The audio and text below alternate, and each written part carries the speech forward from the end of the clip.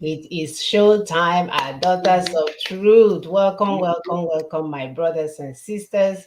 Welcome to our show. Today is March the 19th of 2022. Can you believe we're already in March? Hmm. Before you know it will be Easter. Before Easter, it will be summer and we start burning. So it's like time waits for no one. Every day, God tells us that we don't have time to be playing around. I hope we are well where we are. Um, we are happy to have you guys. Please help us to share, Yes. help us to subscribe, help us to like all these things that you hear all these social media mogul tell you to do. Please help us to do it on our website, on our page. You can see we are not well versed in this, so but we are trying to get up there. All we wanted to do is for our messages to get out to our people so that we can move. That's it. We are not here to make money. We are not here to get anything or popularity out of it. We just want people to get information. The information we've been lacking for years. The information that the media in Nigeria took over and was selling us trash, and they will not mention things that will affect our lives. The information that our people that we thought went to Harvard and Yale supposed to be giving us, instead they will bring a bag of rice and diesel oil for us to cook with during Christmas time. So that is our main goal here, information powerhouse, to help you guys get information. Our show is like no other show. Again, we are not looking for popularity. It's even so important that the social media platforms, they are working their best to make sure that you don't hear this information. So you can see it's imperative, that we do the needful, that we send this information out, that our people get to hear this, because all we are doing here is to putting the puzzle together for you so that all those things you've been seeing for years that you thought, I'm not really sure, we help you to make something out of it. So please help us to share, continue to like, continue to subscribe. We are on YouTube, on Facebook, on Instagram. We are on Twitter, um, all these other platforms. And if you know of other platforms that our people are using that we need to sign up for, please do not hesitate to let us know. So otherwise, we'll continue with the show. My name is Muna Chinisaga, and I have my sister here with me. I'm here in Houston, Texas. Sister, please go ahead. Thank you so much, Dr. Mona. Uh, we thank our people. We appreciate all of you. Every Saturday, you're here with us doing this work together. We love the teamwork. Please, like my sister said, help us to share, subscribe, like, hit the bell, everything, do everything so that our people will come and hear this message. That's the only way you can participate with what I'm doing. As we say, you're carrying the message out. We appreciate you. So my name is Ekwi Simon Okube, and I live in Lexington, Kentucky. I will give you food for thought. The dark skinned humans, that's us, have really been through a lot, Hmm. gone through a lot as a people, as a race, for years, decades, centuries. We've gone through a lot.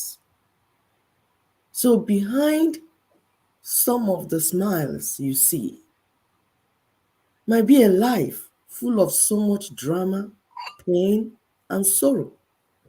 The smiles and the laughter and the dancing, maybe some coping mechanism. You may never know. So please, let's begin to honor one another. Treat each other with kindness. Give ourselves some more self value and self worth. Let's begin to recognize our skills. Begin to respect ourselves and our skills and our this we're doing. Because you know what? No one else will do it for us. Mm-mm. Thank you very much and welcome to Thank the you, show. sister. Thank you for that food for thought. I think we're just gonna spend a few minutes to share this information out. So give me a few minutes if you're on. Help us to share. So let's just use the first few minutes to forward this information to 10 other people that we know, at least 10 other people that we know, so they can come and make sense of what is doing us, like my sister is saying. For years, we don't know what was doing us. So what we do here is to help us to put together what is doing us. Welcome to the program once again. continue to help us to share this information. It's important, very, very important. You can see our today's topic has to do with the politicians. They have taken us on a merry-go-round, and most of us have become dizzy.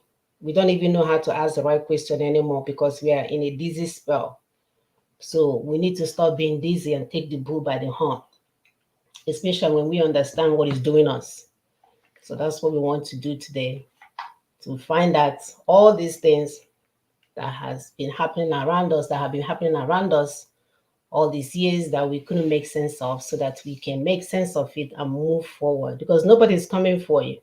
You can see how the superpowers are there backing like Chihuahua. There's a dog in America called Chihuahua, a tiny dog. That stupid dog, if you come close to the door where the dog was reside, he will be barking, and you will run back to your car and take off. You wouldn't even know it's a dog this big. And it doesn't bite. If you have the courage to get there, the stupid dog will run away. So all he has to offer is the barking. So we need to do better for ourselves. Like my sister said in her opening statement, we need to take care of ourselves. We have been through a lot. We cannot afford to fight each other anymore. We cannot afford to undermine each other anymore. This is a time for, peace, for forgiveness, for understanding, for us to come together. Whether you have done the unthinkable or whatever, this is the time to retrace your steps. We need to make this work, if not for if not for ourselves, for our children. So let's do something for the first time in our life, but it's not about us, but it's also about those that we will never meet, our children's to come. Please, our people, we are begging you, we are asking, as mothers, as sisters, as daughters, let's get this right. If we begin to take care of ourselves and love ourselves, then other people will be forced to love us. How can they love us when we don't love ourselves? So let's show that love with our character, our even reply to things that you see on social media, reply to things that you're hearing. You know, in our language, we say, "Ka akpọla tobi ndị be anyị." Ka anyị na-akpọla tobi ndị be anyị with our actions, with our plea. Now, you everybody, you're doing freedom fight, whatever you're doing, please let it not be about you anymore. If you have been offended, we ask for forgiveness. Come back home, come back to the right place, come back to the right platform. Let's to fix our father's land. Are we the daughters? We cannot watch. We cannot watch when things are not going the right way. We cannot watch, because then we are the one that will carry this pregnancy to term, only for our son to finish college at 21 and some random police will kill him or whatever. It's not even, we can't even fathom that. Let's do for ourselves, my people. Let's begin. My sister posted a very nice picture of people eating turkey on top of a table, and the people are under. And she said, if the people will stand up, they don't have any choice than to end up turkey party, right? Because if they stand up, the table will go up in the air. So let's begin to gather. Let's begin to gather, talk to each other, understand each other, so that we can fight a common enemy. So welcome to the program. Continue to help us to share. We are glad that you're here. Um, Welcome once again. As our topic says, our politician agents of the West and Caliphate. Well, a lot of us already have the answer to that question. It makes no difference who you vote for. The two parties are one party representing 4% of the people, according to Gore Vidal, who is an American writer.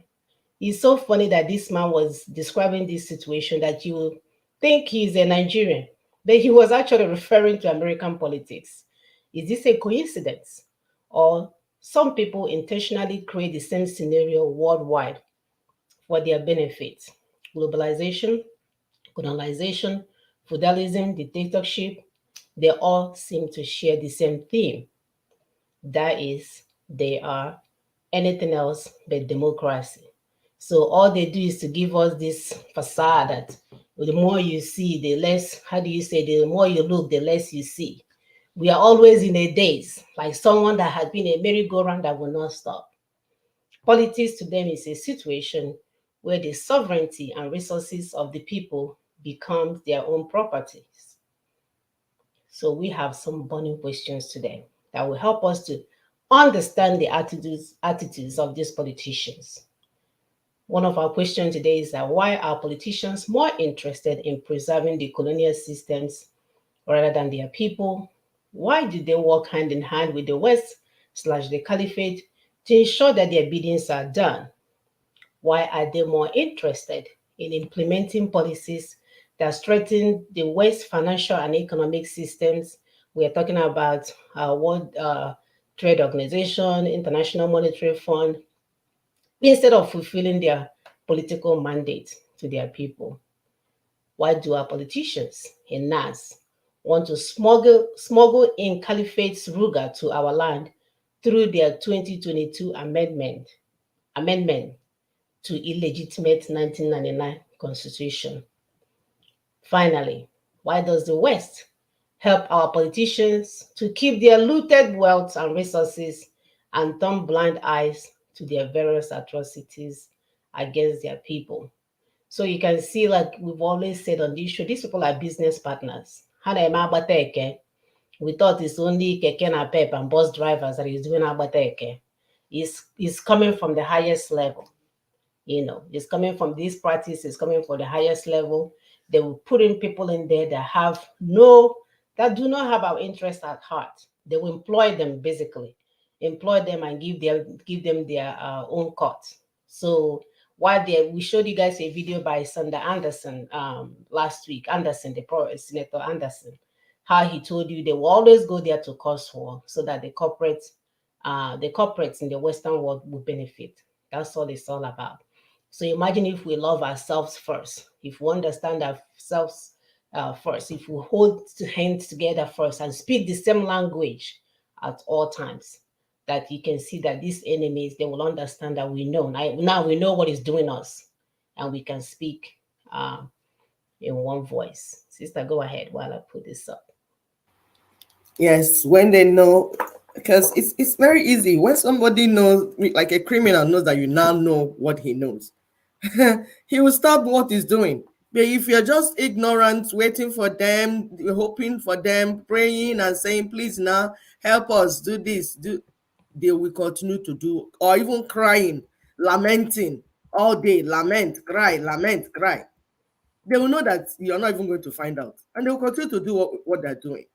So please, we are begging our people, continue to share, follow, so that we'll get this information out to our people. Because the more our people hear and understand what is going on, the easier it will be for them to join in this force, for us to do the right thing, not exposing ourselves to them, for them to kill us even the more.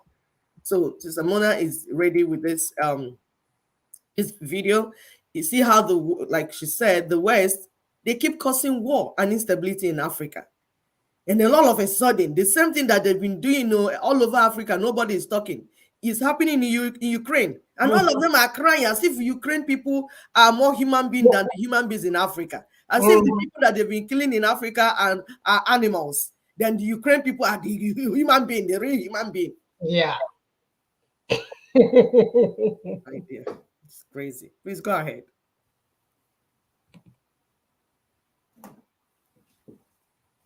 Thank you, sir. I'm curious your thoughts. Why are we paying attention to Ukraine and nothing else right now? And how that must feel to the folks in Central America who are migrating, to the folks in Africa who are dealing with 6 coups in 18 months. What's your take? Well, here on the continent, I think that the sort of hypocrisy that one would feel coming out of the West is powerful, of course. I mean, in Nigeria and Cameroon, for instance, there are at least 2 million internally displaced people. There is a war, an all-out war in Cameroon with the English-speaking region. There's also massive conflict in Central African Republic. And yet, what we are seeing, there's also huge conflict with the military junta in Burkina Faso. And yet, what we're seeing is that there's wall-to-wall coverage of Western European nations and America with the Ukraine and Russia. But Russia has been wreaking havoc in the Central African Republic. They have been wreaking havoc in the last couple of months in Burkina Faso. And the former colonial powers are nowhere to be seen. There are Russian mercenaries called Wagner who are all over Africa and have enlarged their footprint. So this is a situation where our former colonial masters, the United Kingdom, France in particular, have decided that perhaps the spoils are not here enough right now, and perhaps we should turn our attention elsewhere.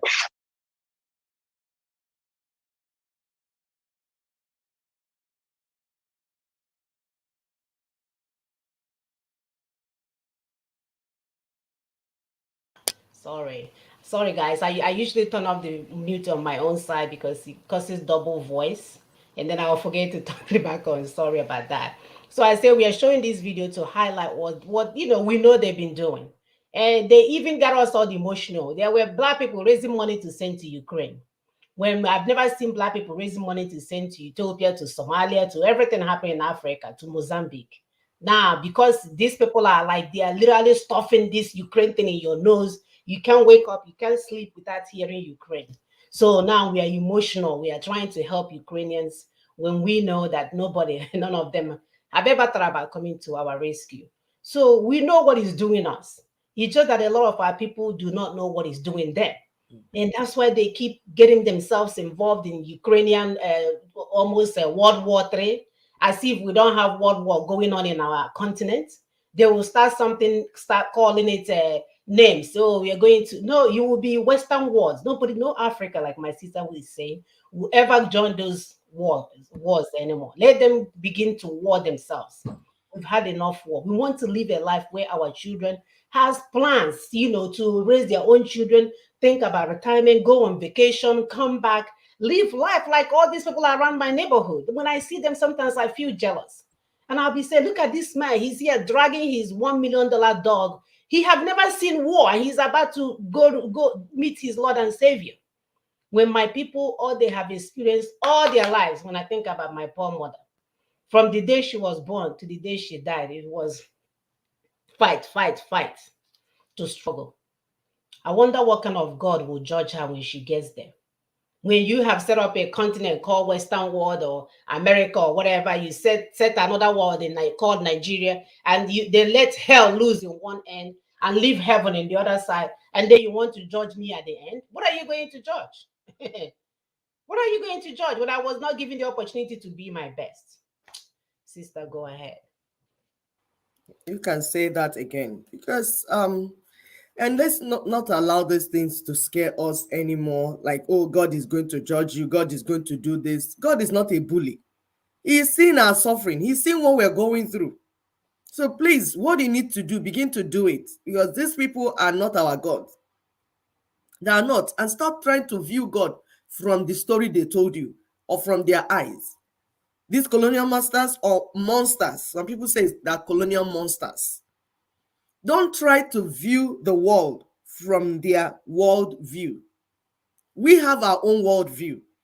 Use our own world view to look at God and look at the world.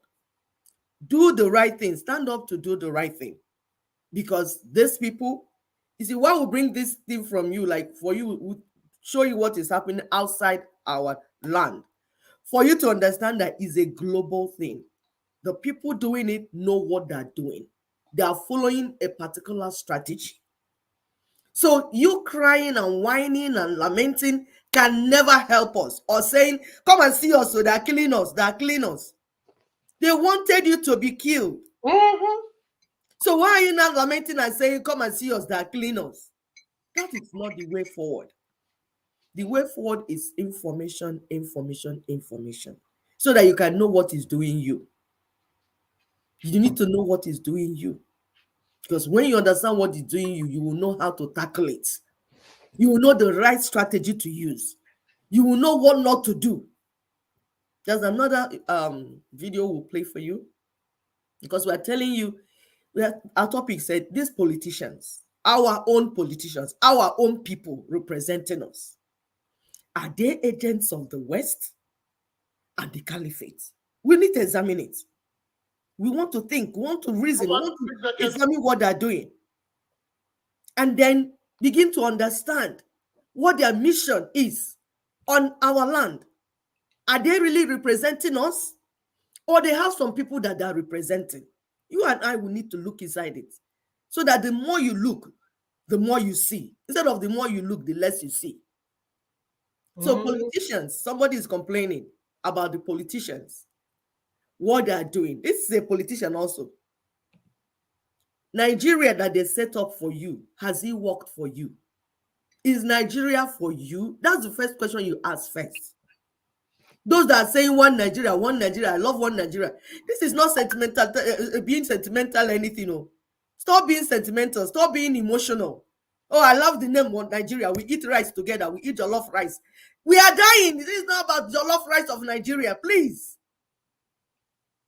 There are serious fundamental issues to be tackled. It has nothing to, it's not jollof rice issue. I beg you. And it's not the other one that is dancing or people are dancing and singing. It's deeper than that. It's life and death issue. So listen to this man, and then we'll come back to you.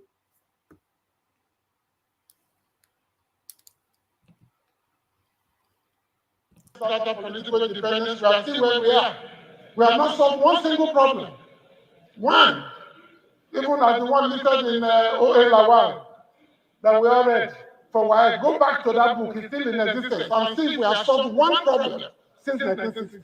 We should be embarrassed.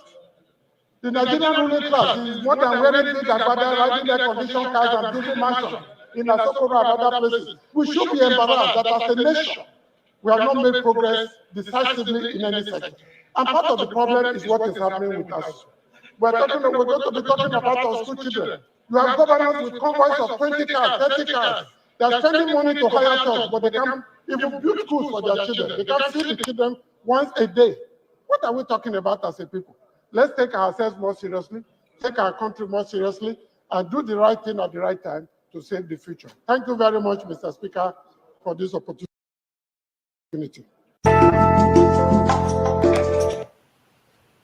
All right. Yes, we need to take our lives more seriously. We need to begin to take our lives more seriously. This is not bread and butter thing.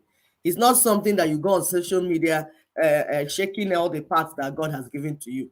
It's deeper than that. You need to be thinking. You see, the politicians are hiring thugs to kill the people. This war is actually between the politicians and the people. Our own politicians, our own people that are supposed to be representing us.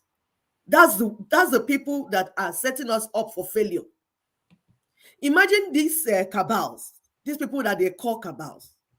Are they not human beings? To have the audacity to put clog in our civilization, in our development, in our will of development. As we are planning on how to move forward, they are planning on how to keep us down. Imagine the audacity. But they are collaborating. Some people are collaborating with them. The people that are benefiting from the system. These oppressors are just 5%. But the people being oppressed are 95%. So what is going on? How come they are succeeding? These political blockhead cabal, somebody called them, they are not even up to 5% safe. Why? How come we allow them to do what they're doing to us? As we speak, the National Assembly people are finalizing their colonization plan for Nigeria. Them and the Fulanis. They are really agents of Caliphate and the West. They are not representing you. If you think that those politicians at Abuja are there to represent you, then you have something else that you're thinking. You're not thinking straight. They all think about their stomach, what is in their tummy. We have seen it now. These things are not hidden. They're not hidden. They are the ones sponsoring terrorism, banditry, kidnapping, ritual killing, all the vices in our land.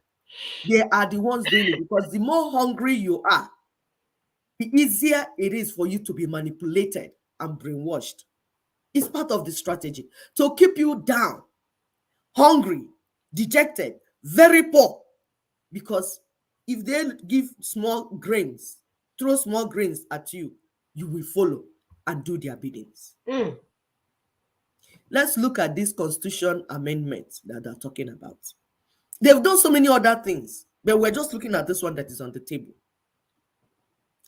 These people have the audacity to plan, to plot, to bring in foreigners to settle in our land, when indigenous people in Yoruba, Igbo mainly, are outside the shores.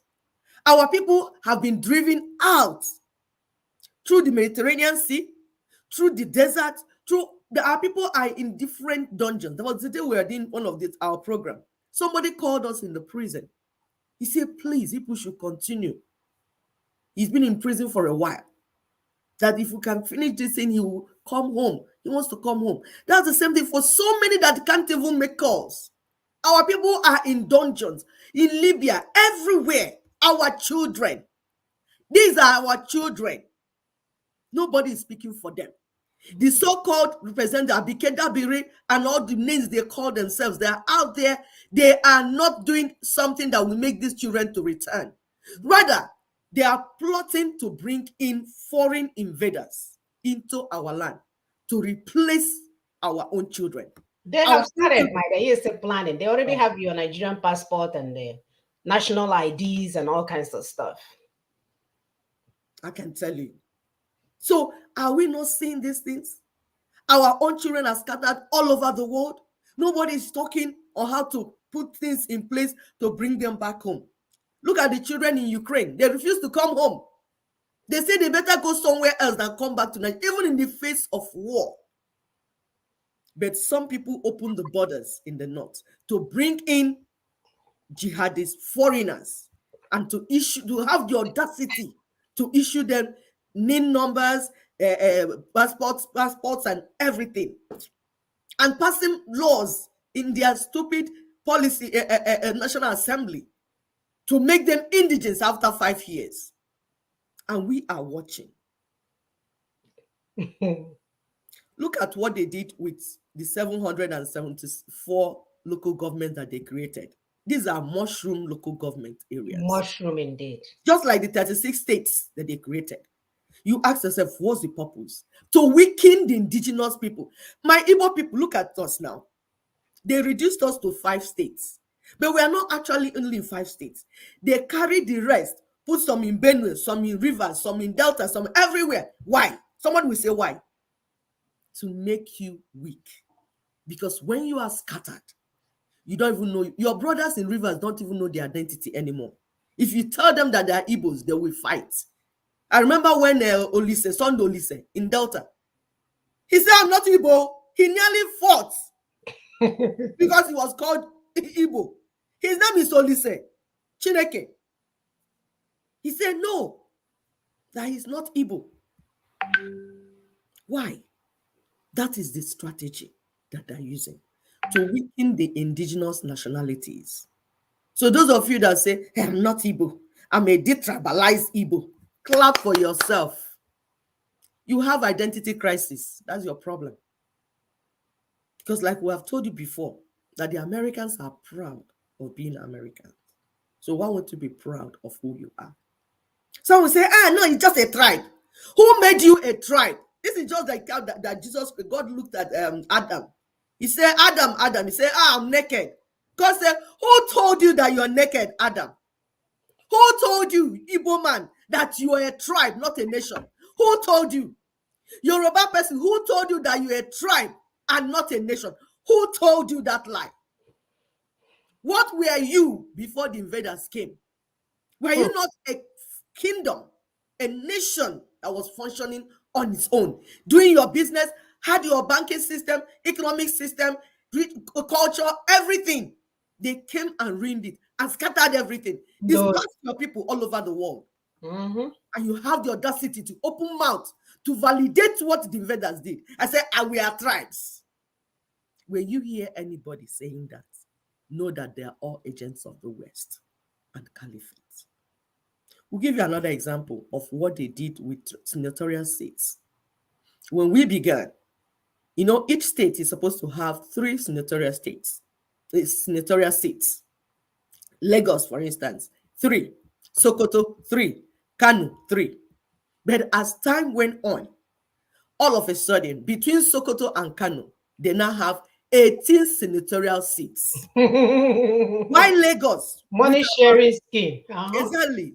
Why Lagos with about 25 million people have just 3 senatorial seats?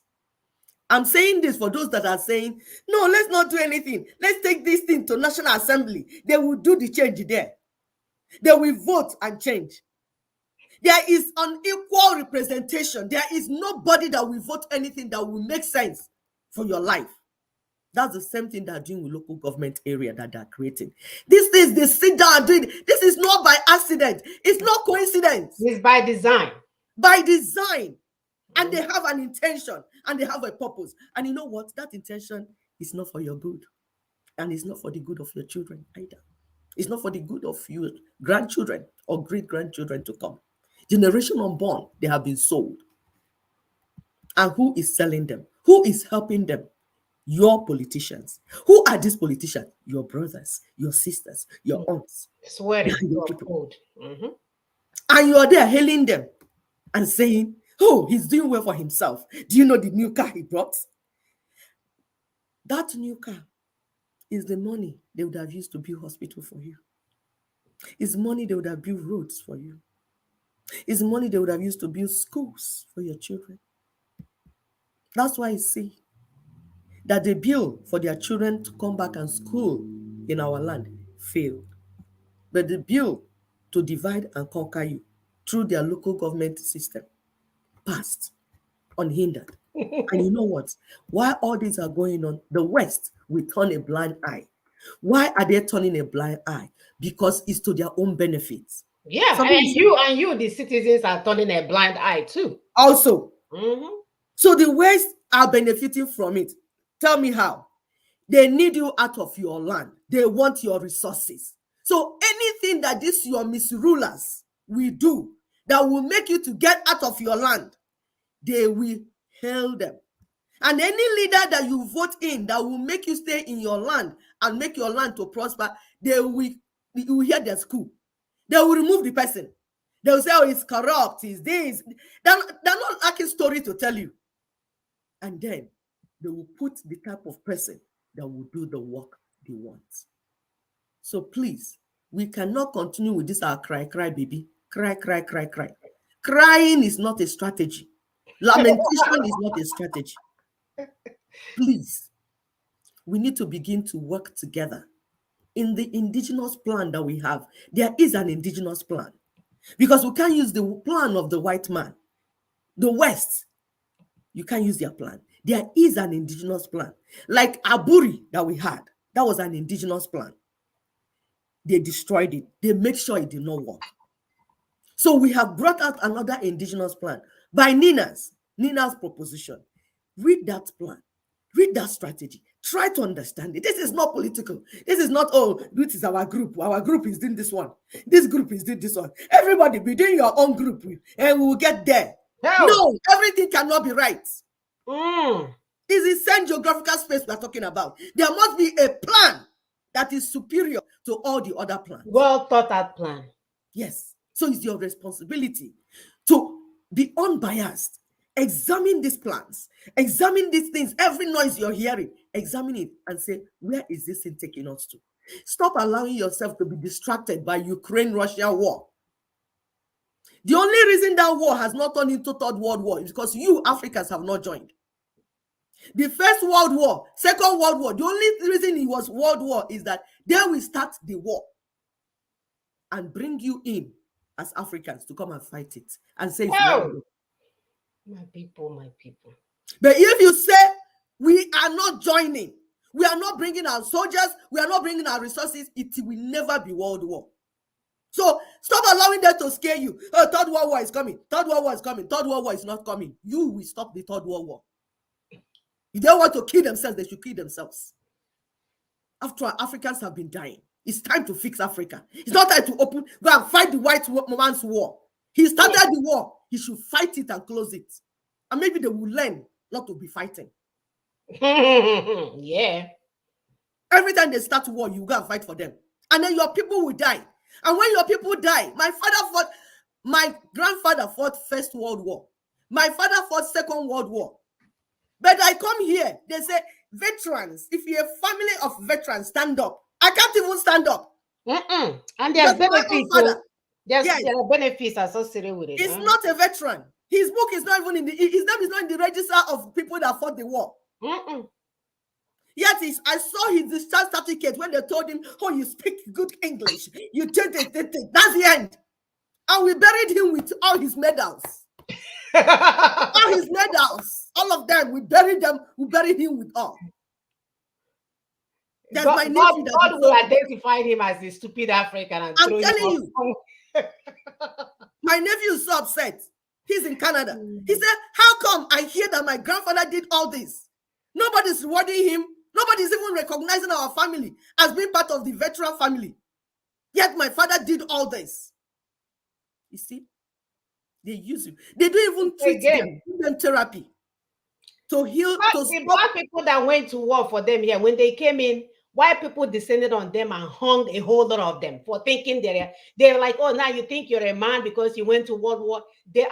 Maybe next time I'll post that video in our platform. They literally ran them up like, you know how you go for rodeo roundup animal and death with them for thinking they're man enough to go fight World War. Imagine that wickedness. And we're still keeping quiet and following these people. Follow.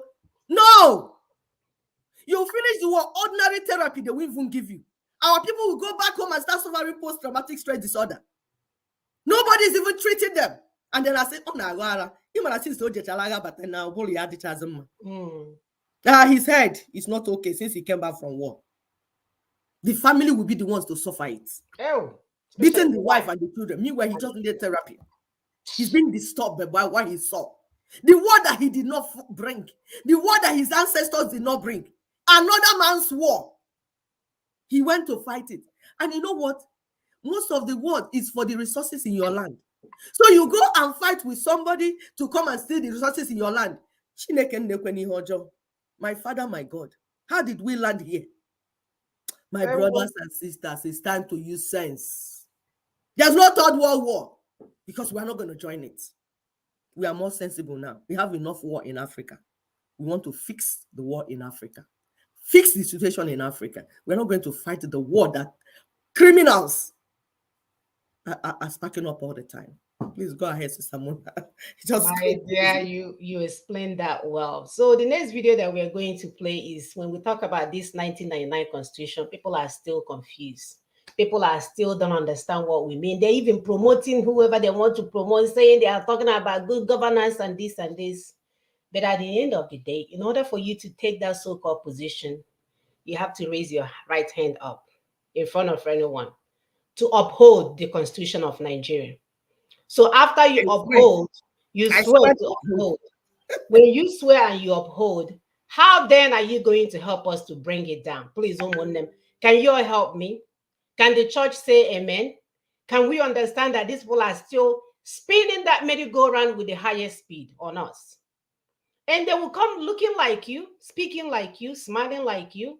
Even sometimes they will give each other dirty slaps in between. But nothing changes. My people are still in hell. And all we are asking is for us to gather under the table where these people are eating our turkey and lift up the table. So let me play this next video and you can see what we're talking about here.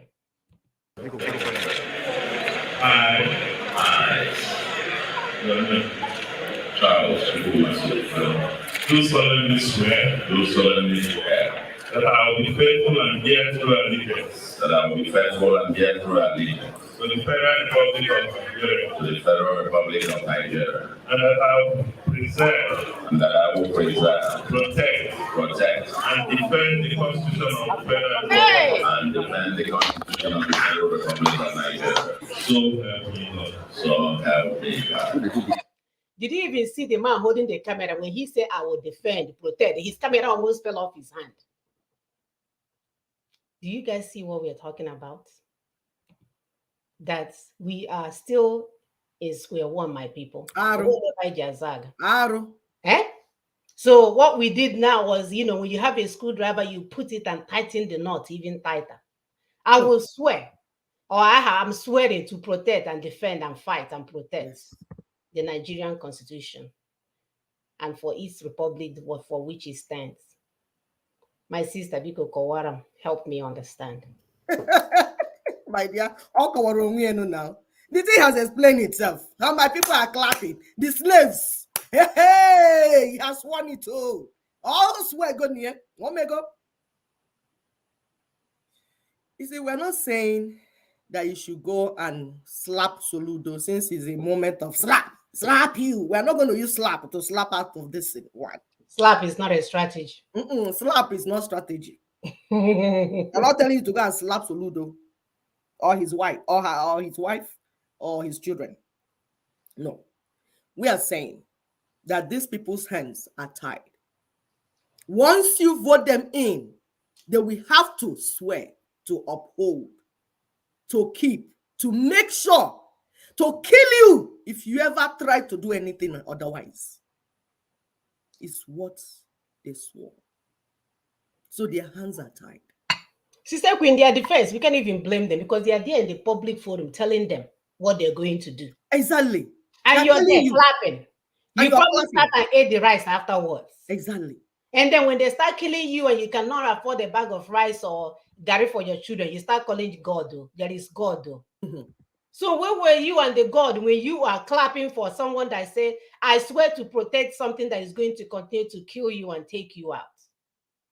You see, my people, when we say that we have to add 1 + 1 to get 2, some of you are saying that no age is the middle.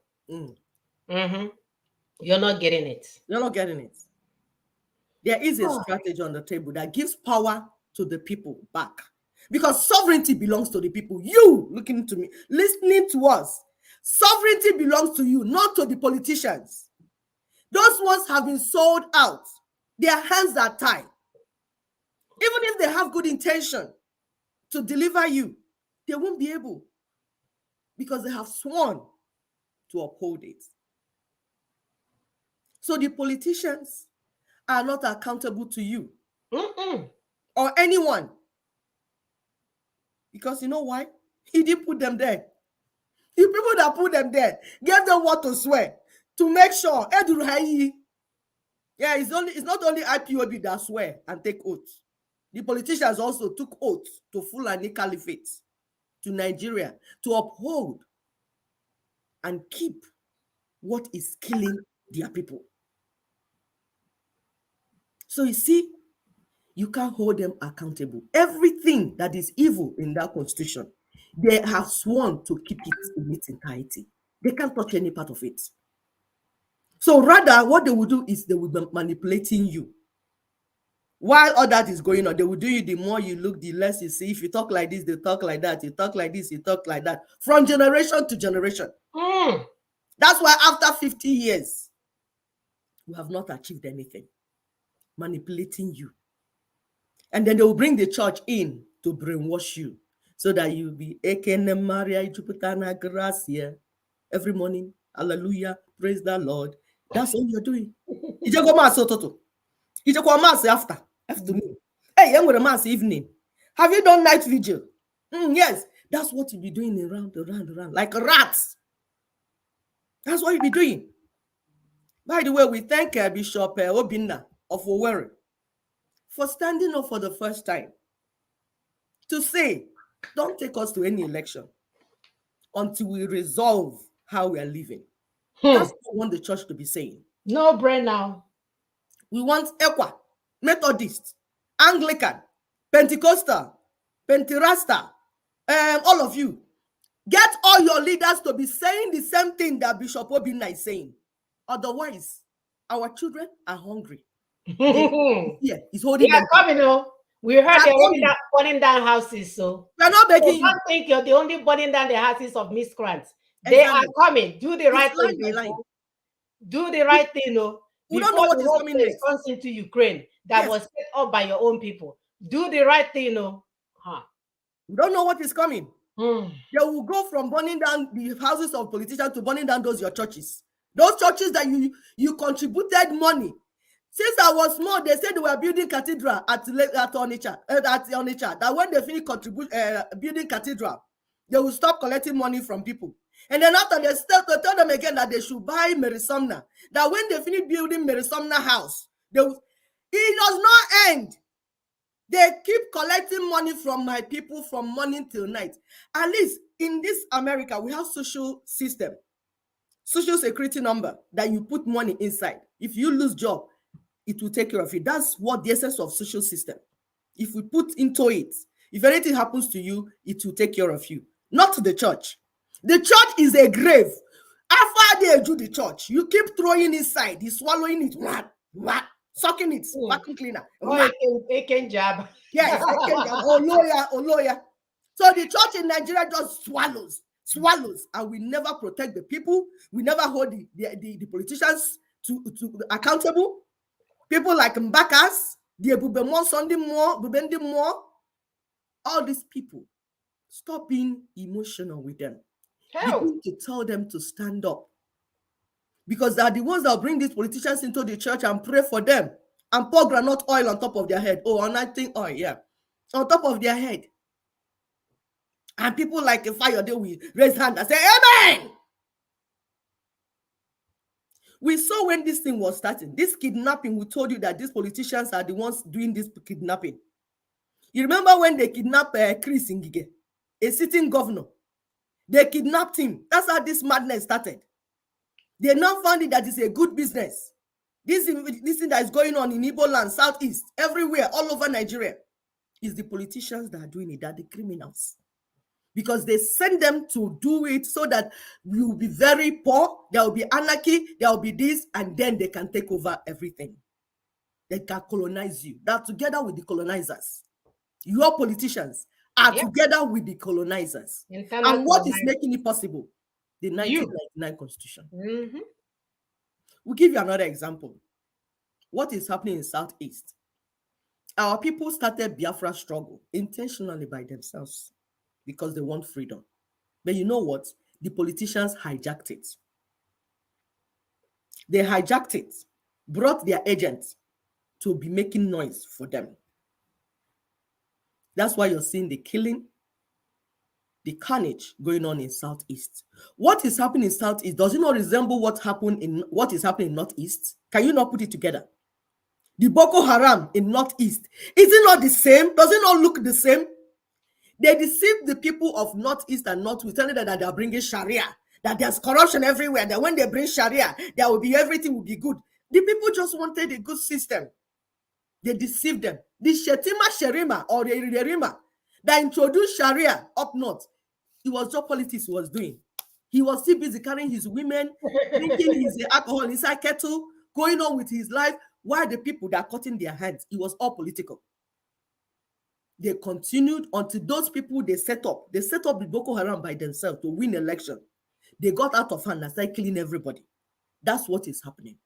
And while that was on, Goodluck was sitting there and he was begging Hillary Clinton and the Americans that this is terrorism. Let's curtail it.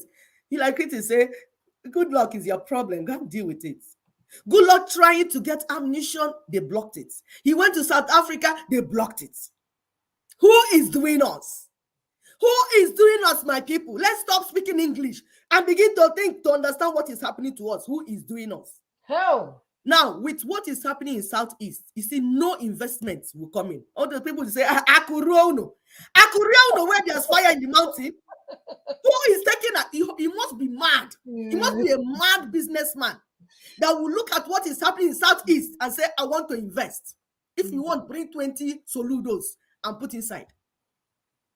It has to be like you're mad. Why? Because when there's killing, cannibalism, kidnapping, people are running out of Anambra State. People are relocating from Southeast. People are taking their businesses out of Southeast because you need peace to invest. It's a no-brainer. It's just security, yes. You need security to invest. You can't see where there's war going on. You say, yes, I want to bring in my company. Akurulo. Akuruno. Let's stop deceiving ourselves, please, Hey, Munemo. Hey. and stop allowing these colonial monsters to take us for a ride and play us like pom pom pom pom pom, as if they're playing ball. They are doing the same thing, killing and sacking the owners of the land. That's the strategy.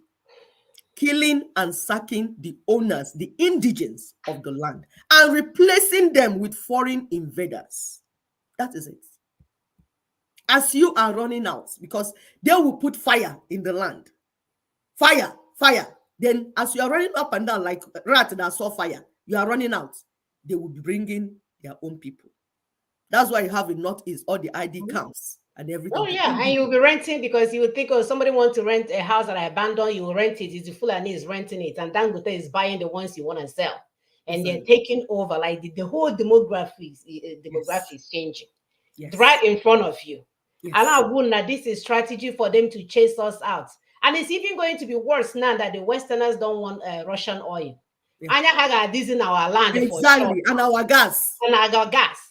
So if they will have to put explosive there or nuclear weapon to blow you guys out of that place, is better. Yes. Imagine if we are strong enough and holding the people that is speaking on our behalf, those animals that sit on the table with them, and we're putting fire in their behind while they're speaking. You know they will say the right thing. Yes. But if we leave them in this current situation, don't worry about coming back. Just go ahead and drown at the Mediterranean Sea and get it over with. It's over. I would say if you're going to die, make your life meaningful. Go and do something meaningful that you'll remember. Don't go and soak yourself in the water. It's sad. It is sad. I'm telling you guys, amen. All these things, they are interrelated. None of them is happening in isolation. No. None. It's all by design. And we're telling you they are using their churches to keep your mind cool and believe in God for rapture, which we told you rapture, you will be raptured. He get disappear and the world will They are telling you all these BS. They are taking you to all the occasions. Swearing in. When somebody is saying, I'm going to swear to protect the one thing that is killing you, and you're enjoying it everywhere, my dear. You guys are in it too.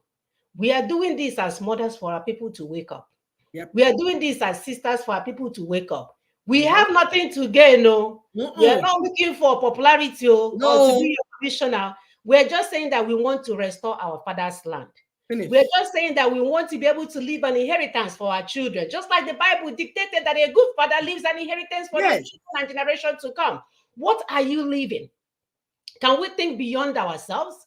Can we stop being like, this person is doing this person, or would they buy kind of? We're not even going that side. If my father's land is in correct position, who will know what from me again? Come, he's on speaker. Come and get me. I'm telling you. If you fix my father's land, I will go ask his name. What else do I do? Sleep, right? Yes, sir. I can't get enough sleep. I have sleep disorder. My dear, when you're sleeping, you're like you're on top of the whole world. Yes, we love to rest, sleep, have fun. But we cannot be doing that while our father's land is burning, while our people are being dispersed. Like when you bring fire to beehive, all the bees everywhere. That's what is happening to you, my people. But somebody is aiding it. It's partnership. The people in your land representing you. Okay, look at it now. All the people that say they're representing you, are they not living in Abuja and Lagos? Are they living in your land? That's why they can afford to set your land on fire. Because your land is a mining land. It's a land full of resources. You are not supposed to live there. You are supposed to be dispersed and sent away from it. And then the people that are the real criminals will come in full force and take it over. So if you are helping them and say, I want freedom, and the only way you can get freedom is to kill your own people. And now you know the people that are evil, the real people, that you leave the real people. Then my poor people that are feeding from hand to mouth, they are the ones you want to kill. Are you looking for freedom? They're not looking for freedom. Yeah, because the poor people are not the one holding you down. You know who is holding you down? You know it. You know who is coming to Houston to buy all the real estate? Mhm. You know your governor Obiano has all close to medical center. He bought almost 3 units of high rise, And they pay cash. and they pay cash. We know who is doing us. So you will leave them. You go and get Mama Nkechi that is trying to cook rice in order for her children to eat. So to go and sell and kick her rice up in the air. Imagine the madness. Hmm. Because of Mburumiri. Mburumiri that will not allow you to reason properly. Leave my people alone. If you want freedom, you know the people to hold, not my people. My people are already beaten and out, down and out. Nothing to eat. As they go out to get food, that's all they can eat. But you're a coward. You will not go and meet the real people. You start flogging and killing my own people. Because you're a coward. I said it, yes. You're a coward. You're a terrorist. Because it's only terrorists that attack women and children. Real men go after the real enemies. Asorok is there. All the places there. The Fulanis are everywhere. You're not going after them. You go to my people and be running after them, killing them and their children. Are you not helping the enemy? That's what we're saying. Please begin to think. You see what is happening in Northeast? How they are killing them every day, like cows and goats, slaughtering them. You see the videos. And they will displace them and put them in small IDP camps. And they rename their lands and give to foreign people. So if somebody is telling you that is solving the problem, the first thing will be to replace the people back in their communities. Exactly. That's the first step. That will show that this person is serious. You don't need election to make this correction, I'm telling you. Anybody that is telling you that you have to vote him in before he makes this correction is a criminal. Yes, we said so. It's simple. People are being displaced from their communities and put into ID camps. We say, if you are serious and honest, the natural thing to do is to chase out the people that came in, taking their lands and communities and renaming it, chase them out and put them back in their communities. That's what you would do. But I know you wouldn't do it because you are agents of the West and the Caliphate. I'm just telling my people so that they will know. Please go ahead, Samuna. My dear, play this next video for you. There are landmines. You see, 2023 election is a landmine. It will blow up.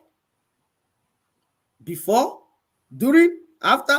Yes, as a North. I'm sorry, go ahead. They're the same. So we'll listen to our brother to give us an idea of what is happening and what will happen. We'll come in when he finishes. We'll continue to talk. Please pay attention, please. Noise and commotion continues in the journey to 2023 election by people who are not willing to listen, people who are not asking the constitution by which the winner of the election will govern, including civil society and political parties, all kinds of individuals. Nobody is asking the constitution by which the winner will govern. Nobody is asking what will change when, after the election, a new set of people come. The fundamental flaw, the pretense that we have submitted our sovereignty to be one indivisible political union will remain in the preamble to that constitution by which they will swear, by which they will govern. Therefore, our sovereignty will still be detained. The 36 state structure that make it impossible for any development to happen, that tilts the representation in the place of decision-making in Abuja in favor of those who fractured us into 36 states from 4 regions, will remain in place.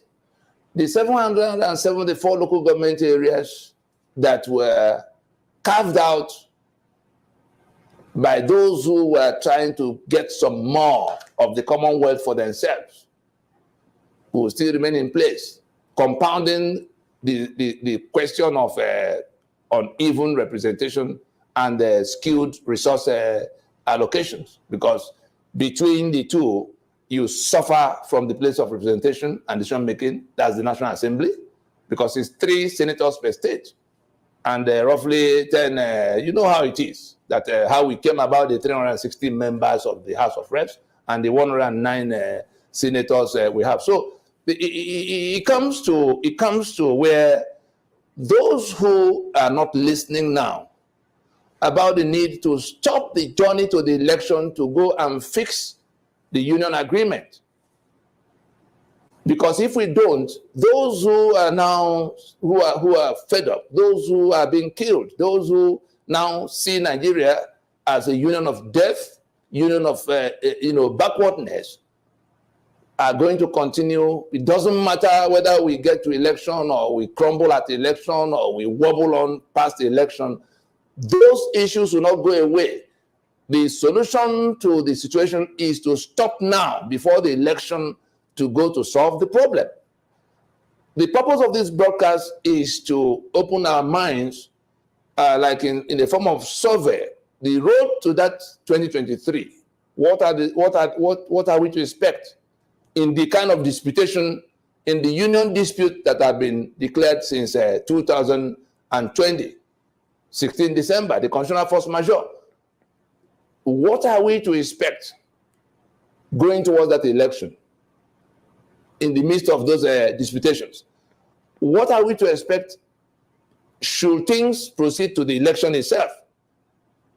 Because the people who are throwing up all kinds of things about how they will become, what new thing they will do if they become president, or they seize power, or they get power.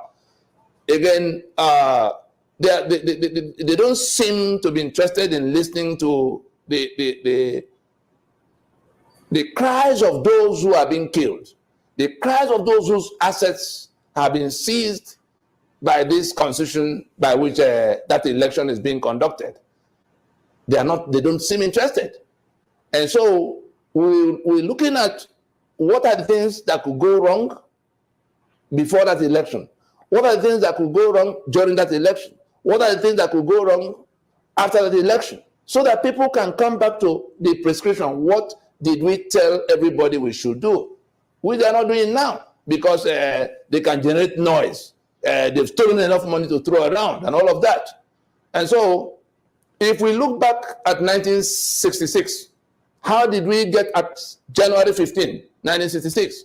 I want the older generation to listen carefully.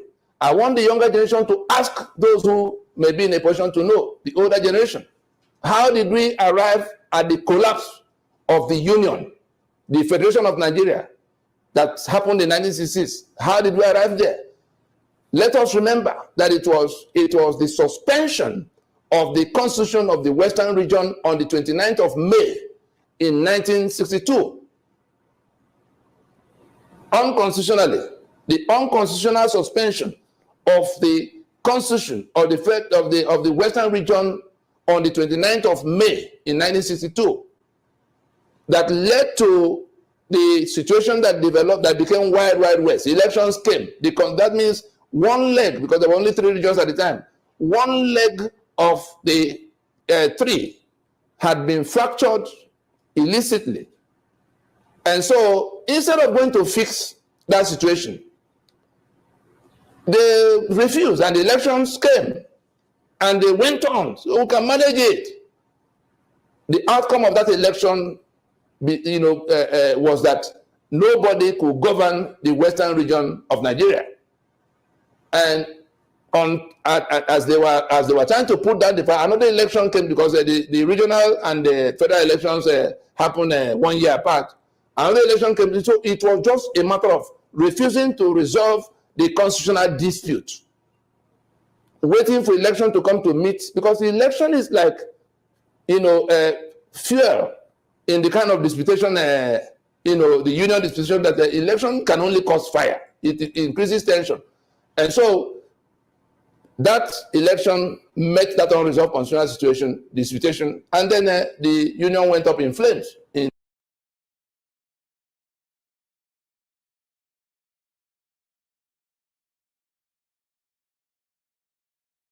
We are going to share this video in its entirety in our Facebook page. you can see the problem has been ongoing. This is nothing new. It's just that people are not paying attention. They don't want to pay attention, but they're asking God, where are you? Can you guys leave God alone? Can you all leave him alone? Because he must be so disgusted by you guys. The problem is, look, we are here. Look, we are here. You're being there chasing. Look where the problem is here. 1999 Constitution. We have seen our brother Soludo that we are dancing for and praising for and praying for and all that stuff, saying that he will protect and pretend and defend and destroy because of the 1999 Constitution. Can't you see that we have to get it right before we go anywhere? I'm so frustrated, sister. Go ahead and speak. We have to get it right. It is us that will get it right, not our employees.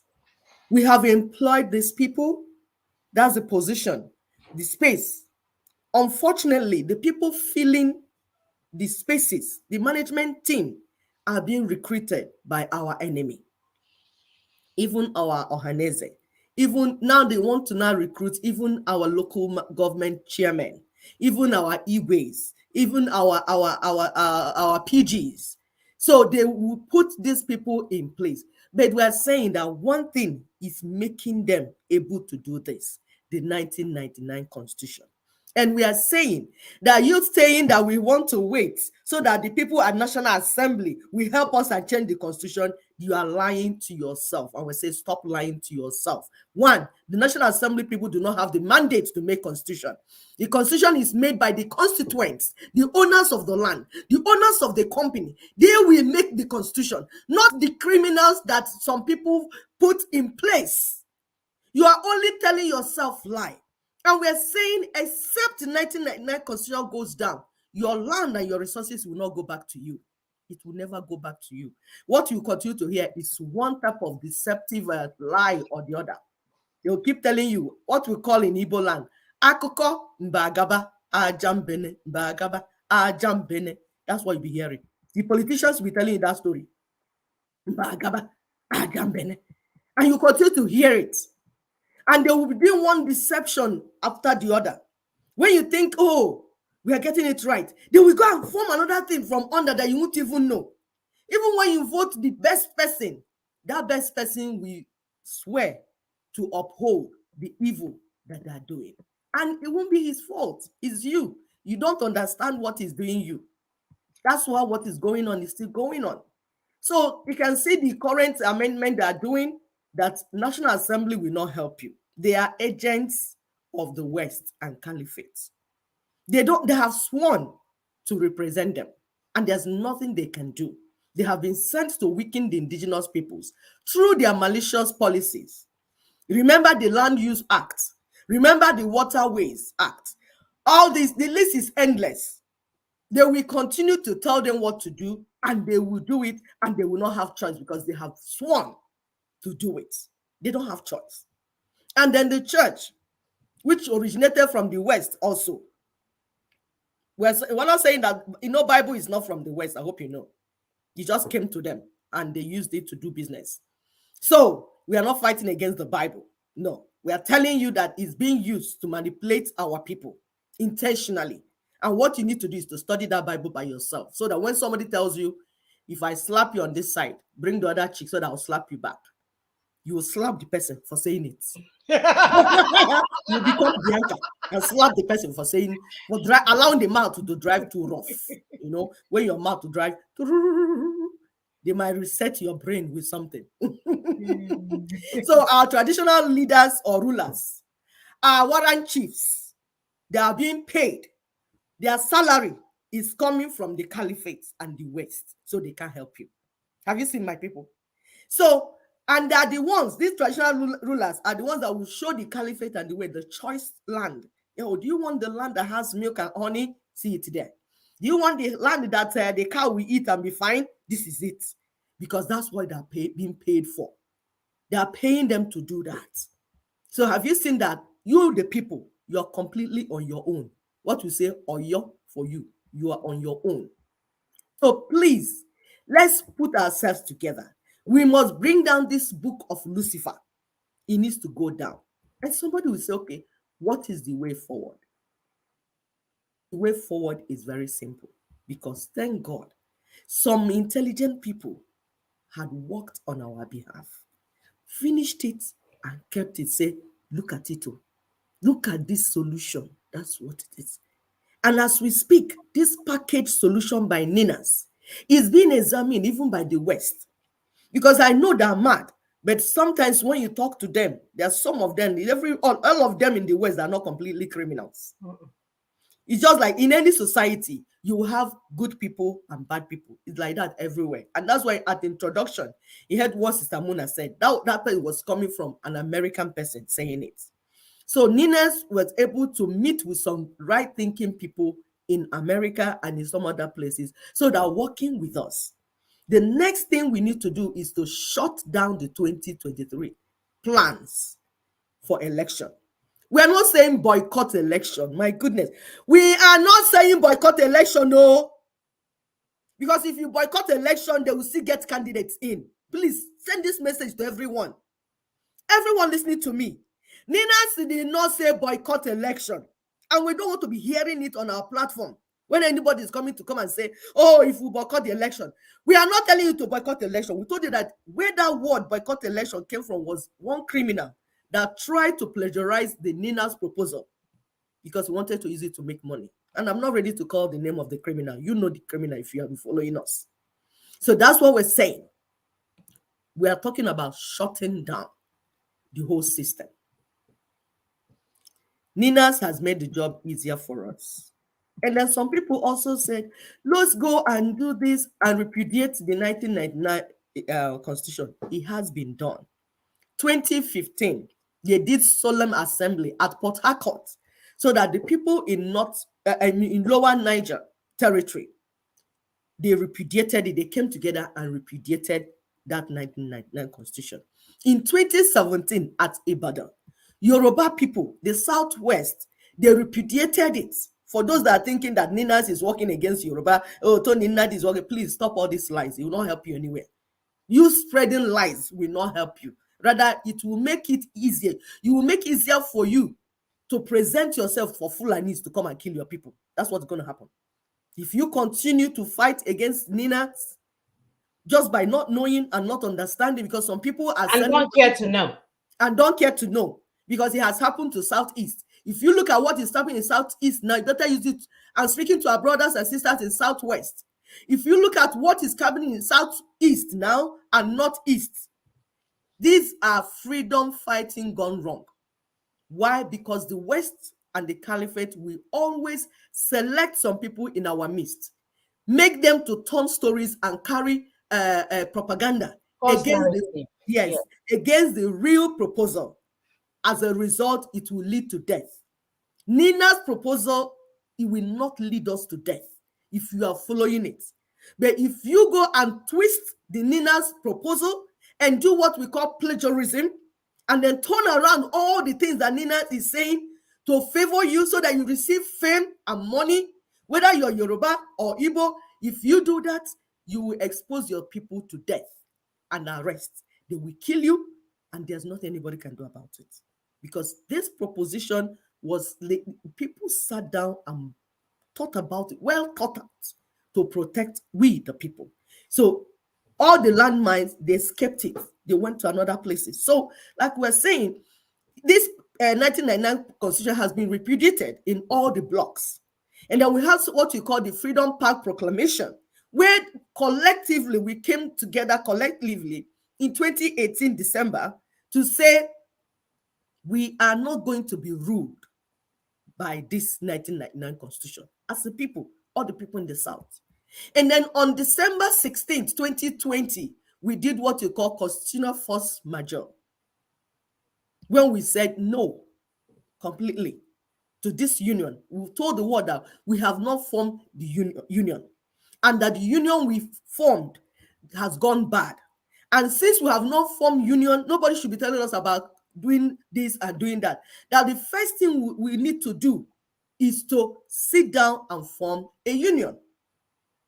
Because the one we formed, when people that used to, like, tell you that the Constitution is a social contract. Constitution stands based on certain principles and certain grounds.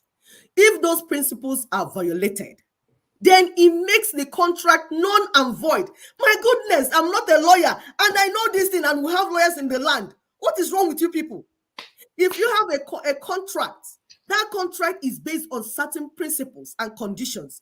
If those conditions are no more viable, then the contract has been nullified.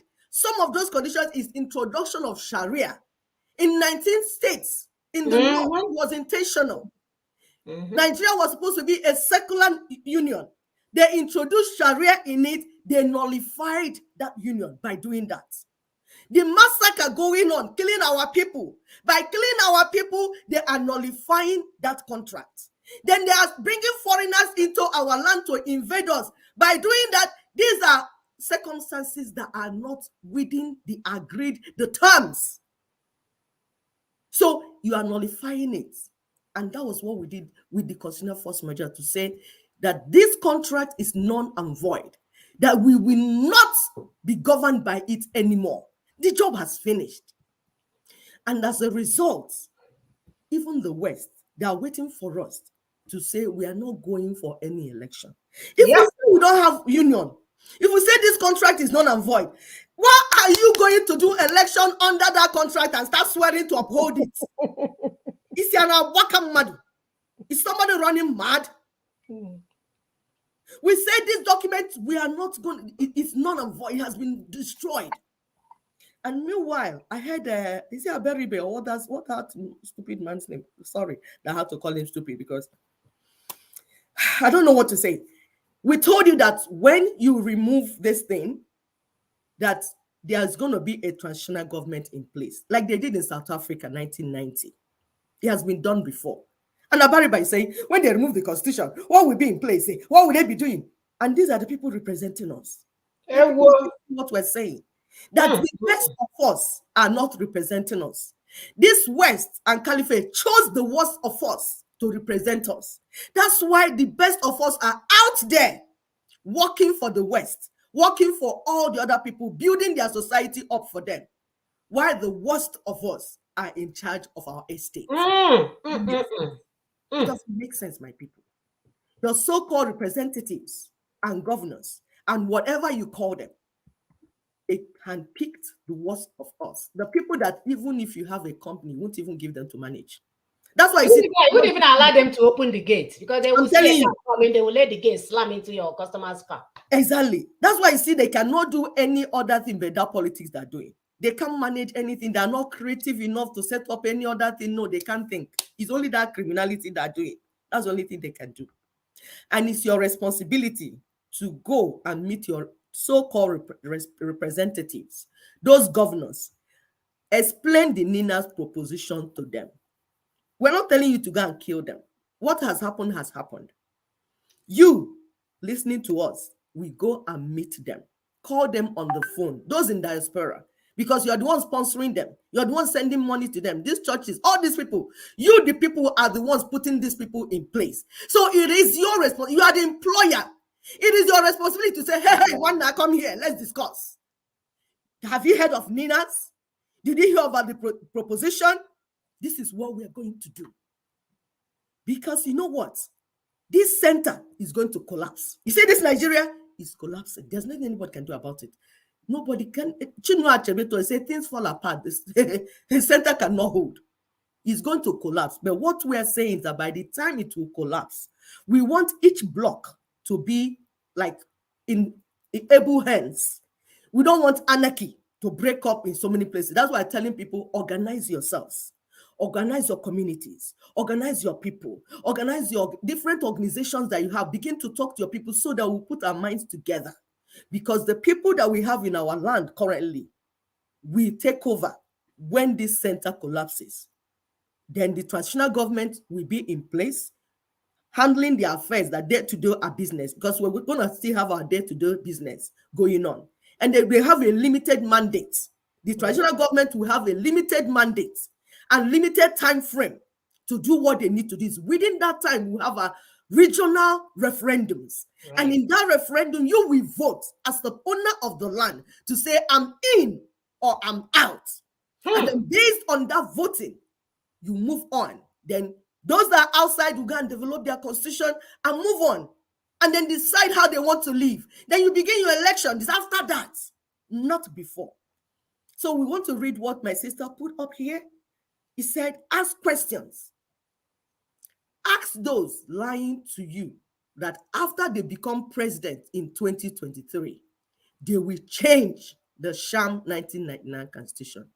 Ask them, brother, sister, auntie, uncle, how I'm will you? swearing with my hands and my Yes. waist, my leg. Let me put my leg up in the air. I'm swearing with the whole body so that we'll defend the 1999. How will you do this after you have finished swearing, taking oaths of office to Yeah, say, that's how they will come and arrest you the same yes, day. I uphold, I defend, I govern by fraud? How will you do it?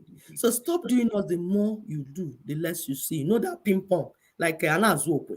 Pam, pam, pam. Stop all that okwe. We understand the game now. So tell them that we understand the game now. We're the owners of the land. We understand the game now. Come, let's discuss. That's what we're saying. Stop all these lies. Thank you. Stop all the lies, my people. You have the likes of Abaribe that will go on TV and tell our people that will live a vacuum when, if they ask the 1999 Constitution. Because he's so dumb, because he's so dumb, because he's a criminal, I'll call him that. He's the one that went on air. I said, I'm not part of the government, I'm just here. Because he's that dumb, you're allowing the dumbest of them all to represent you. We have it in our Nina's 5-point strategy of what to do. Sitepi explained it very well. There will be a transitional government. So don't let a stooge called Abaribe or Iberibe. What the hell is his name again? Don't let him go on air and be telling you stories that doesn't make sense. They don't have your interests at heart. They never had their interests at heart. That's why Aba look like a shithole country or a shithole location or city. And Abaribe is busy, barabbing everywhere, doing nothing for you, telling you I am from dot nation. How comes okay? I see how go the other side. It's time for our young ones to hold these animals accountable. Bring them to the books. Zuru cell phone. Let's transfer that anger and remorse towards them. Let's move it. We have no time to waste anymore. The 1999, the 2023 election is around the corner. They already began to share money. The Articles group is reaching out to me, Articulate. They're reaching out because once they see you speaking to our people, they think you're one of the criminals. I will sell you guys out before I sell out my people. They've already started sharing money, speaking English. So don't even think they are waiting for you to close shop. They're not waiting for you to close shop. All right, we have a guest. Actually, not a guest. Somebody came in to bring in his 2 cents. It's time to call in. We have the phone number on file, on the platform, +17743380942, or you can join with the link that we Yes. posted earlier. Hi, brother Usoro, how are you? I'm So fine. our very wonderful brother Usoro is joining us today. Hi, brother Sarah. Let me see what he has to say. He's always on fire. Go ahead, brother. Yes. Your 2 cents today. I just want to say a very big thank you to our mothers in the USA. It's one thing for you to come out for freedom to talk about the emancipation of people when you are not directly feeling the pains like what we all here are feeling, and you continue doing what you are doing. You've been consistent.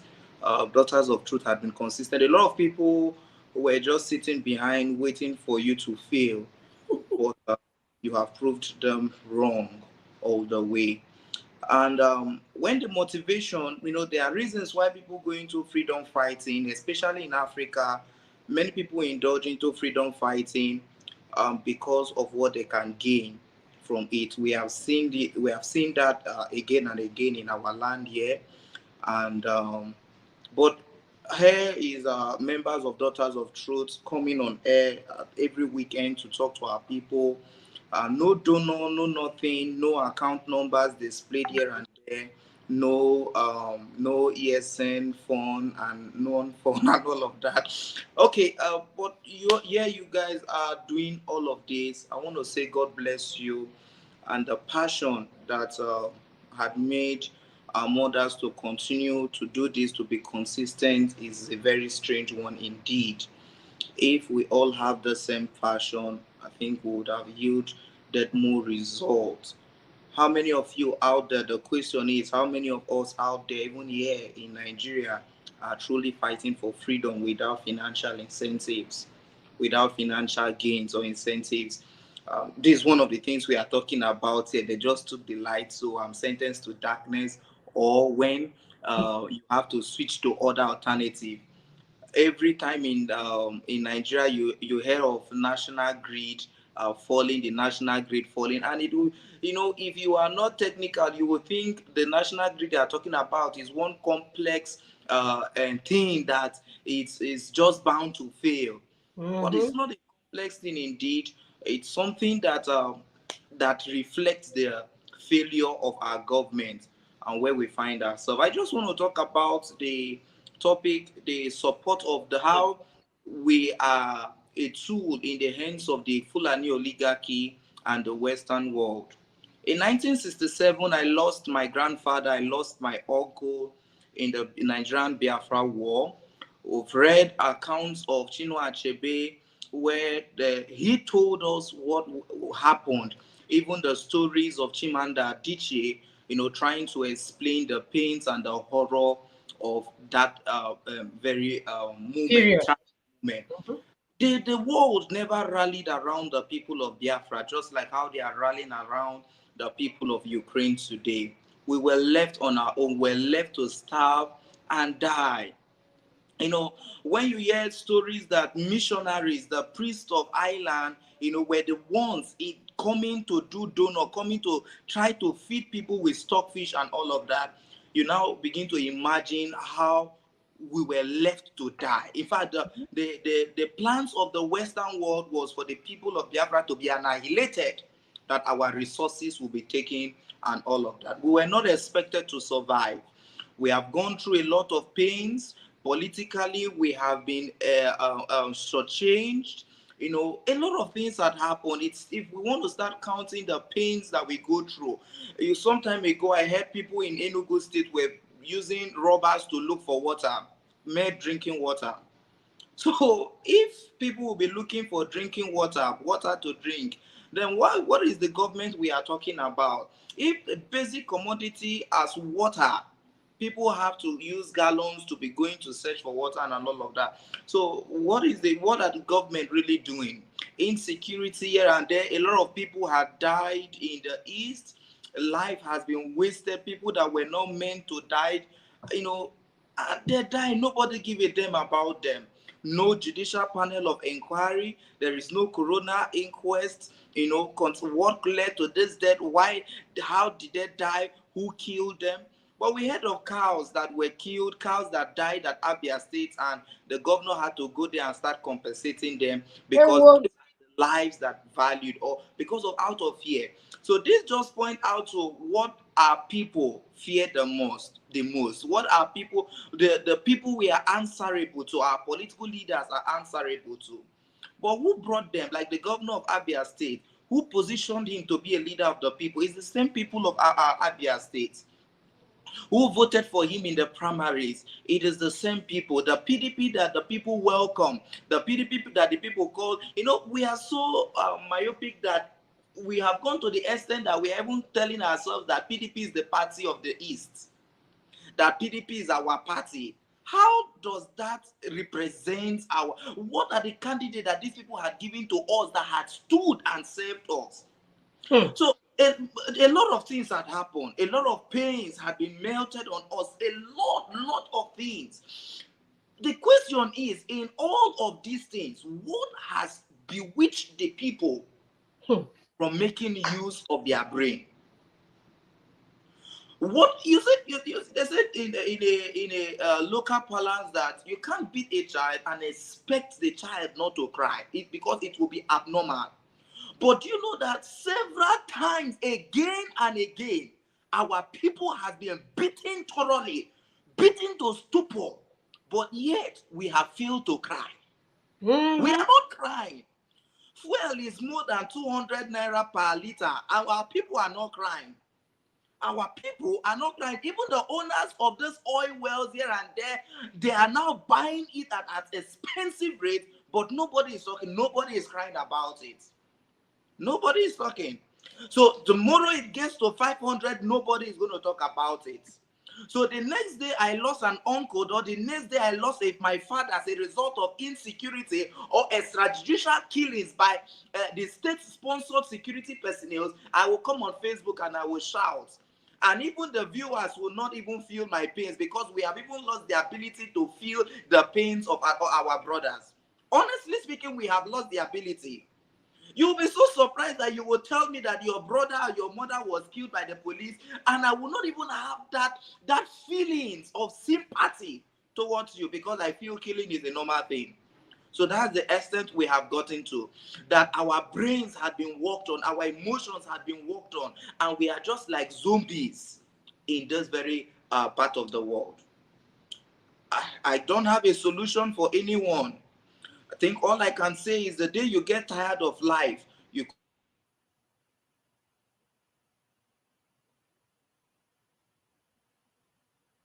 All right, looks like he's frozen. It's frozen, my dear. So again, we keep reiterating to that look this for is the The nearest call is river coming in closer though. to you. You can go and look for the nearest river closer to you, and you drown there. That is the solution I can really bring out at this stage, because a lot of things had. We talked about the constitutional force majeure. We said the constitution is not helping. These things are not helping. But during the election, you will still see people who will carry voters card for 2,000 naira to go and vote, and the same people will come back. So the day the pain affect you so much, the day you can no longer endure, you can choose you can look for sniper, maybe an insecticide or whatever, you take it and you end your life. Because we have all lost the ability to look for solution. We've talked about this. People come out to talk about this, to talk about the well-being of our people, but yet there is no mass uprising. Yet there is no mass uprising. Right now in this state where I am, people are gearing up, preparing for the next year election. People are gearing up, preparing to vote in one man who has eaten enough and has even lost the ability to feel the pains of the ordinary citizens.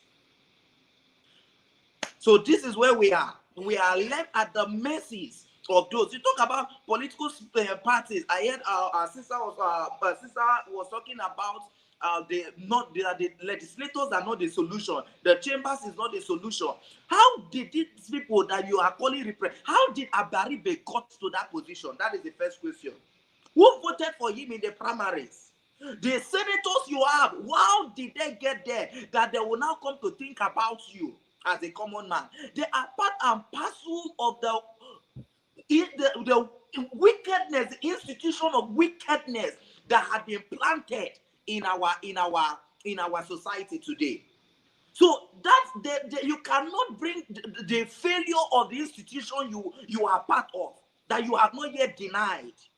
So how do you want them to bring a change, something that is going to bring remedy and destroy what they are part of? It is impossible. If we are talking for real change, then the political parties have to overhaul. They have to. So who is going to overhaul the party that he's part and parcel of? So I don't That's have where any remedy for anyone, no solution for anyone. All I'm saying is that as long as you can endure, because it is painful. Right now, I'm talking to you, I'm not safe. Saying these things, I'm not safe, because one stupid man might just decide to pick interest in all of this. And then, who is this one talking? Who is that one talking? Not knowing that the same thing I'm saying today is a solution for his unborn children or the child that he has in the village. I heard police are giving warnings that they will soon go on strike. So if police go, my brother, Yeah, so that's if what we're police saying. goes on strike, That's what we're saying, Daniel, we because you are said we, that. we Can you are hear we are me? suffering in this part of the world. Can you hear me? Can We you are hear really me? suffering in this part of the Muna, world. can you hear me?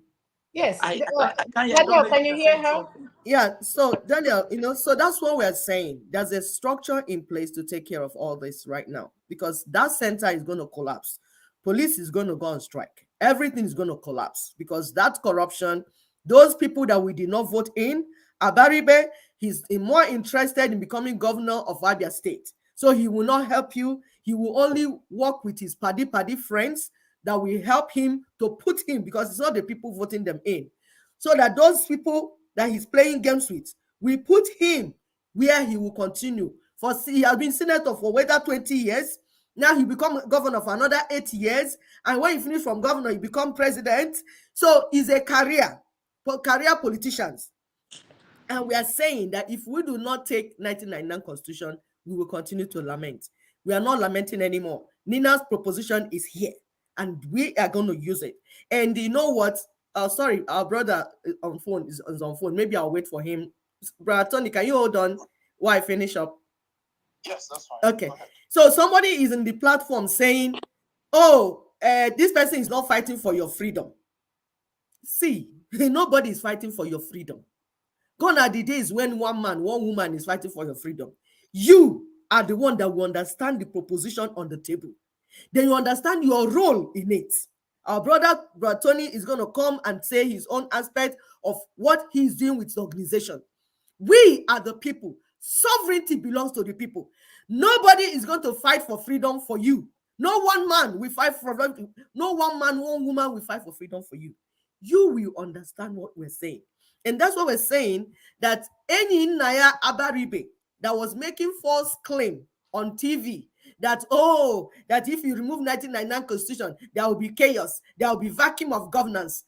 That's a lie, like we have said before. Because there is 5-point agenda, 5-point proposition outlined by Nina's constitutional force majeure proclamation.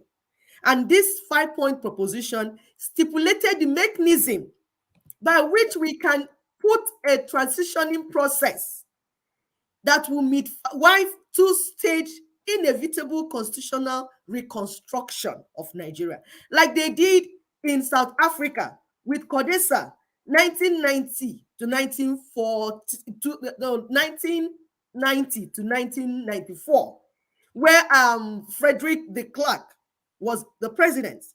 He anchored it. So we are going to do the same thing. It's a two-stage constitutional reconstruction anchored on sovereignty and self-determination imperative for the trapped constituent components of Nigeria.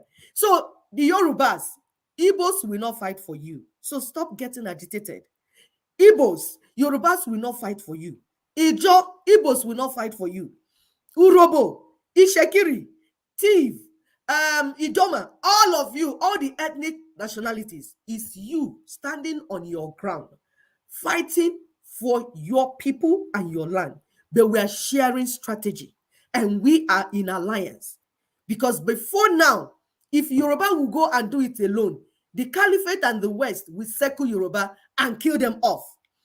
If Igbos would try and do it alone, like they did in 1967-70, and we lost over 3 million people, they circled us and killed us. That's the time they did thief own. They circled thief people and killed them. Because of that, we chose to work in alliance. But that does not mean that me, an Igbo woman, will go and start fighting in Yoruba land. We are sharing strategy. We are sharing information because we are in this alliance together. We have one common enemy, the Caliphate, the Fulani Caliphate, the West, those people that want to take our land. That's what we're saying. We need to understand this strategy so that you don't come to our platform and say, oh, this man is not fighting for freedom. That's childish things, childish way of talking. We are done with childish things. We have moved on to where we understand that sovereignty belongs to we, us, the people. And we will do the right thing to make sure that our stolen mandate is restored. Our sovereignty is restored. Thank you. Please, Brad Tony is here from Aladima NGO, and he will speak to us. Please, Brad Tony Wisi, go ahead. Thank you. Thank you so much, Dr. Ekwe. Thanks for having me again. Again, I want to thank you and Dr. Muna for the excellent work that you're doing. I was listening to your broadcast, your exchange with that gentleman, and it's so accurate, so spot on what you're sharing with him, that sovereignty belongs to us, the citizens. And the sooner we understand that, the better. And that nobody's going to fight for your freedom. We are the ones that have to take responsibility for our freedom and pursue it. So, like you rightly said, the Igbo man will fight for his own freedom, the Yoruba man will fight for their own, and the Ijaw man will fight for their own. Absolutely. Absolutely. That's exactly what it needs to be. It's a pity the state of affairs in our country, but what do? We still have to take responsibility for it. Our own contribution to the taking responsibility is the Aladema solution. Aladema is a traditional meeting point in every village in our Igbo where we gather and we have a conversation. And so we have created a forum, an organization called Aladema, and we'll have a conference on the 25th of March and on the 26th of March. It's an opportunity for all Igbos. It's an Igbo organization because we're focusing on the unity and peace in our Igbo. It's an opportunity for all Igbos to come together. The politicians, the aspiring politicians, the students, our mothers, our daughters, the freedom fighters. And even among the freedom fighters, we have those who are saying, "Oh, let's go for presidency." People like Barry Bamko. We have like Ojis Okalo and co. We have those who are saying, "Let's go for development," like Professor Mwala and co. And we have those who are saying, "No, we need our freedom. We have to have our freedom. Once we get our freedom, then we can look at other things." So all of these people, from all over the world, they are welcome to Aladema, where we're going to have a full and frank conversation. On the 25th, our speaker is Professor Chido Swagu, who's a professor of philosophy and science. He'll be talking to us on Friday.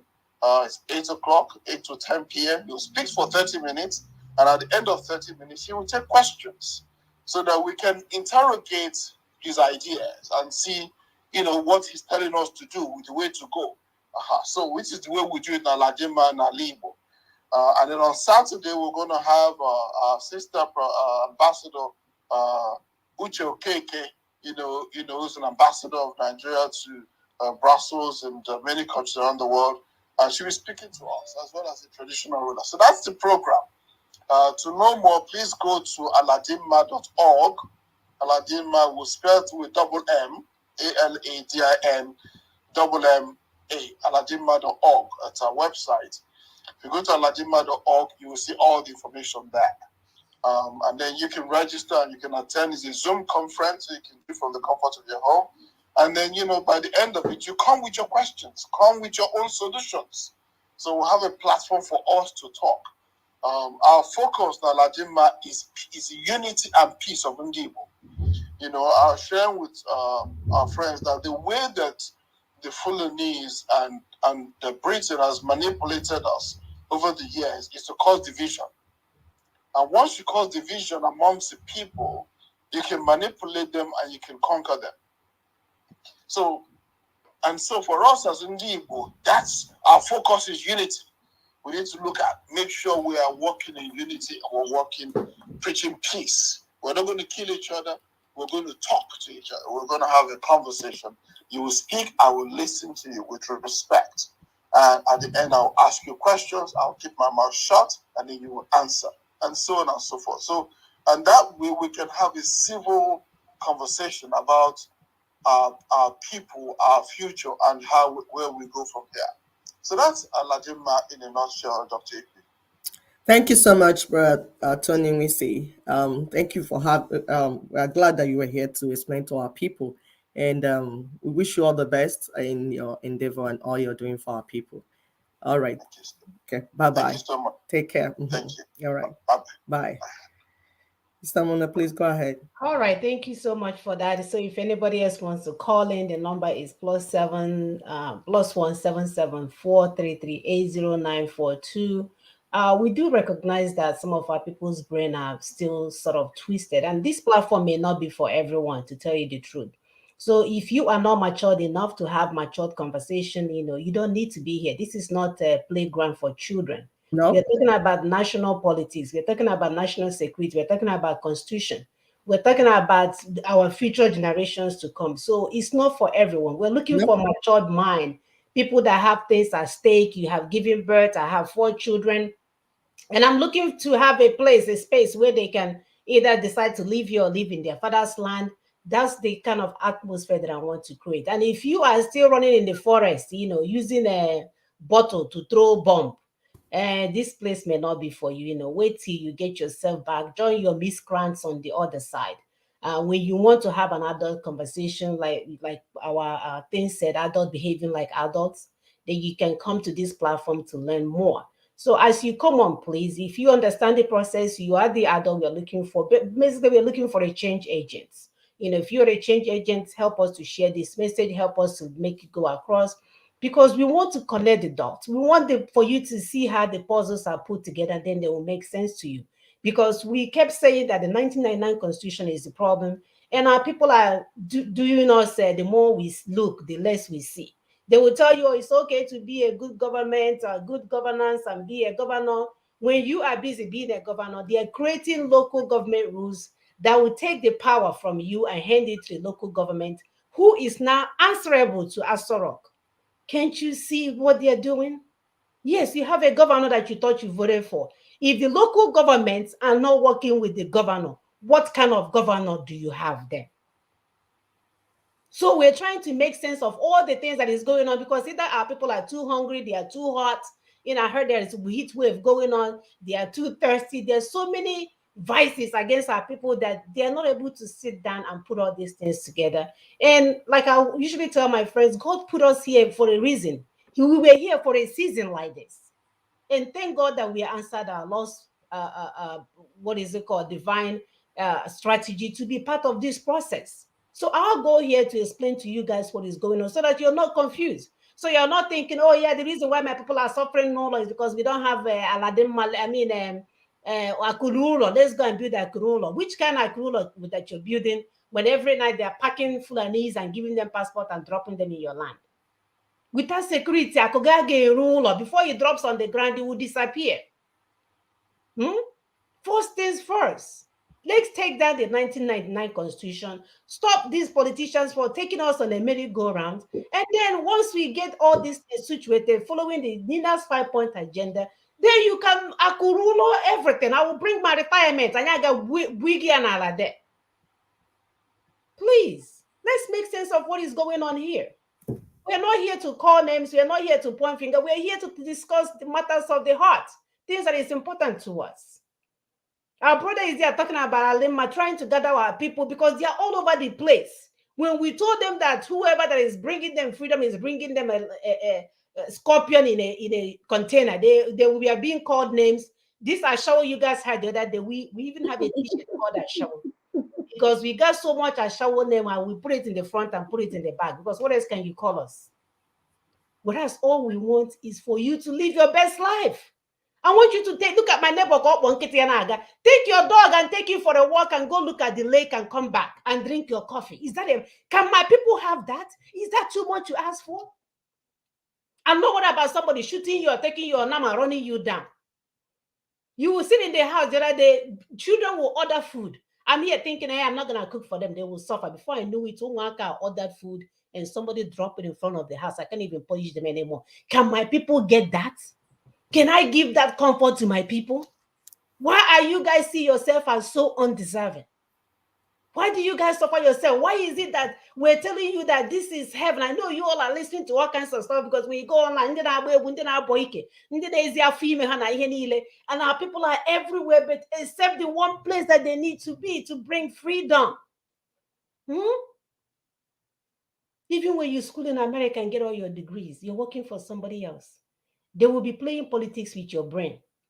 You resort to either coming to your house to be a king or going to some type of African party and joining people's club and because you have been defeated. So you go the same. You see how irresponsible that is?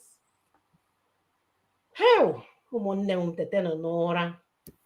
This is not that difficult. It's a no-brainer. Stop being so shallow. Stop being so shallow. Sister, go ahead while I pull up this last. Yeah. The beauty of it is that those that are not waking up, there's bazooka. Waking them up, because we've been here warning our people. When we warned them about what's going to happen in the Southeast, because we heard when they were planning it. And we said, they are going to turn your land to Somalia. We came here about 2 years ago, consecutively, warned our people. They said, don't call them, just do your own. And like you said, they were here calling us names and abusing us. Some of those people typing nonsense to us 2 years ago are all dead. They have been destroyed and killed. But we were here as mothers, warning them, crying sometimes. We cried a few times where we are begging our children that where you're going, there's no outlets. There's some roads you pass here in US, they'll say no outlets. If you enter, it's not leading anywhere. We told our people, we said there's no road. But they continued and they decided to put their head where their head will be consumed. And some have been consumed. And at this point, we're still saying, even now, we can still turn around. We can turn around. That's why our brother, Tony Nwisi, came to tell us what Aladima is doing. Please go and we send the links out. Aladima, go and join that platform so that you be part of the discussion going on. It's already going on. And we don't like the idea of people calling names. You have called these names forever out of your ignorance and you're dying. That's immature. Please. We want you to learn. When we bring out things, send out links, read them. You see the beautiful design that my sister put up here. We take home point. We go over and beyond, trying to beautify, just to give you an idea that we are able, not we as two of us, but we as the people. We are able, we have learned enough to build our land. Let's stop allowing nitwits, if you may, to take us for a ride. We are able to fix our land. We have gone to fix other people's lands. We are the ones walking everywhere. The healthcare system of America is held by Nigerians, Igbos and Yorubas majorly. Why can't we reproduce it in our land? We can. We are able. So please, let's stop running up and down. And we beg those that do not know. Because, all fingers are not equal. There are certain things I don't know. This all legal stuff, I learned it from Barrister Tony Nadi. Because I'm not a lawyer. But I knew I didn't know. And I went to learn. It was 1 month crash program. We have said it severally on this platform. That Brother Tony refused to talk to us. If we ask him questions, he said, you've not read the documents. Hell! And the documents were many. You ask him what they say, you still have not read the documents. If you've read it, you will not even ask this question. We had no choice but to go and sit down, study, and read other materials. There's some books I bought. There's one thick book on Biafran War. I've not even finished reading it. But if you don't read these things, you will not understand the situation you are inside so that you understand the solution. So please go ahead, Sister Mona. Thank you. My dear, love can do so many things. I don't know why we have so much love for our people, but it is what it is. God must have his reasons why he said, Monachi and Equi, you must love your people. I don't care. You don't care if some people think they are marked for death. One of my friends, Igbo friend, he said, why are you trying to help people that are marked for death? So some people think that my people are marked for death, but I don't see it that way. I love my people. I love my brown people. It's not just the Igbos. I love my brown people. Anything brown is like, I'm all brown. I'm all about brown. I'm all about brown people doing the right thing, helping each other. And when we talk about getting this our freedom, it's not even just for us. It will help even the so-called Fulani. They will stop migrating. They help we say migrate. It will help our TV people that is under siege. So we're not even doing this just for our own. We're saying, can we have a space where we respect each other and other people respect us and we respect other people? Like Sister Chrissy will say, live and let live, right? Or the Hollywood person or Nollywood person guys, if you don't let me live, I will shoot you. The evil, right? In case you will help the Nkutokwa. So it's Funny guy. So we are not looking to while anybody, but we just want it to be okay for brown people. I don't really think God meant for us to suffer. For how many years now? Have you ever seen any place? Everywhere you see a black person, go and turn on YouTube because people are showing videos of everywhere in the world that you've never heard about. Anywhere black people gathered, when also no, the only common theme you see there is suffering. Whether you see them hiding in Colombia, you see them hiding in Puerto Rico, you see them hiding in Costa Rica, anywhere you see problem, even Alandoji, this is black people's community, fire there. And I don't think God wants that for us. No. We just need to understand what is doing us so that we will know how to prefer a solution that will work for us. Yep. In our case, God went 20 something years ago while we were sleeping, dancing, I go chop your money. And every window, every window. While I been to somebody went and did the work. We have a phone call.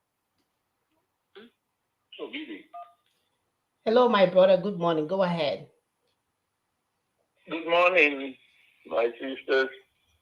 Brother Bidi, you can't just leave your sisters alone, right? I say my sisters and the viewers as well.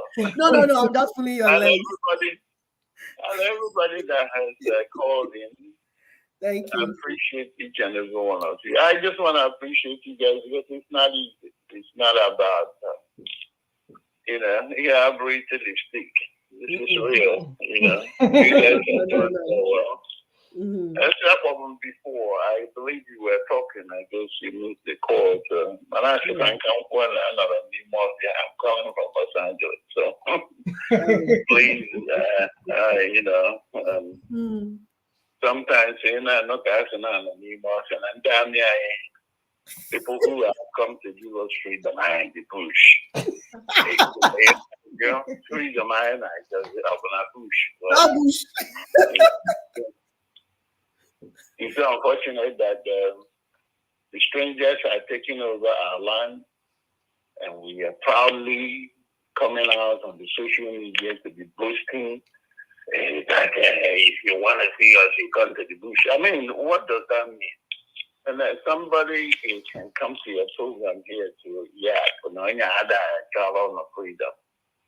I mean, that I don't intend to keep you guys going because I know there's time frame for all that you're doing. I just want to, be a part of this process. I have continued to say we are going to meet at a point.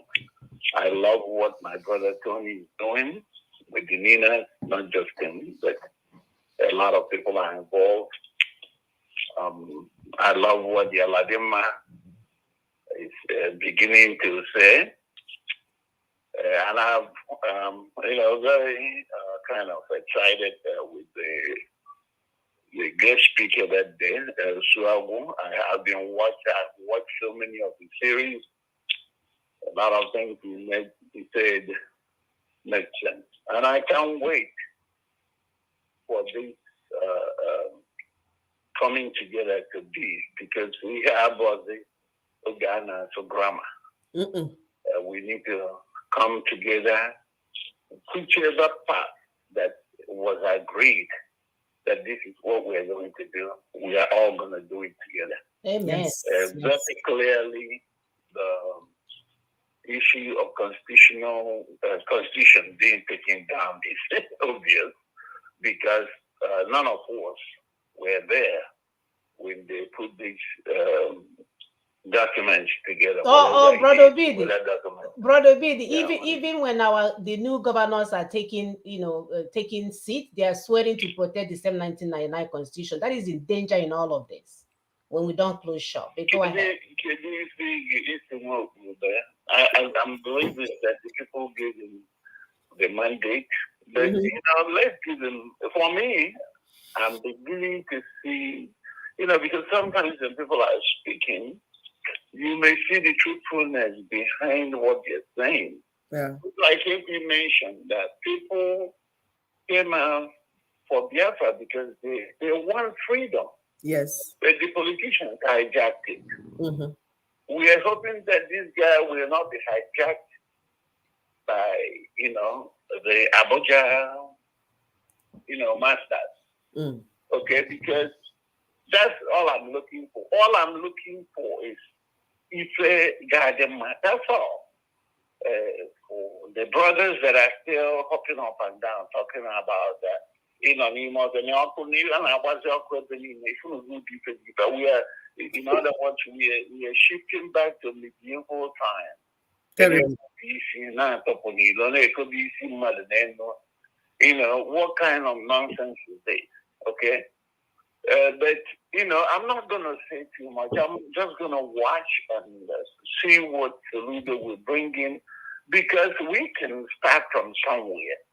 I have said to myself, as long as the individual is not saying anything negative, that's a way to go. Because we know when we used to be in IPOB, what was Brother Tony doing wrong? Nothing. Nothing. He's emphasizing a point, but guess what? A criminal says, "No, you have freedom, career." So I've learned from that not to talk against these people. I'm just beginning to hear lately that the same people, yes, which is IPOB. No, I want to be the best governor I'm president. Okay, so why would I be jumping to, honestly, think, maybe the old Eastern time? Why would I be jumping to be condemning people with what I didn't hear just because of excitement and emotion? So we all ought to be very careful in these things. What I stand for right now, any good thing, anything prospective that can get us out of this mess, I'm all for it. Okay? The Constitution, I don't know what it is, but Abadi revealed in a recent interview with Rudolph, this guy known as New York, that their hands are tied. Of course, we knew before. When you swear, that's what we're telling you. When you swear to uphold the Constitution, you just tied your hand by swearing. You just tied your hand. That's it. By swearing, and you cannot make an impact according to him. So allow to make the change. Allow the people to make the change, because you cannot give the people what they want. He cannot do anything. He said, how can you say when you don't have security? So you know that you don't have security.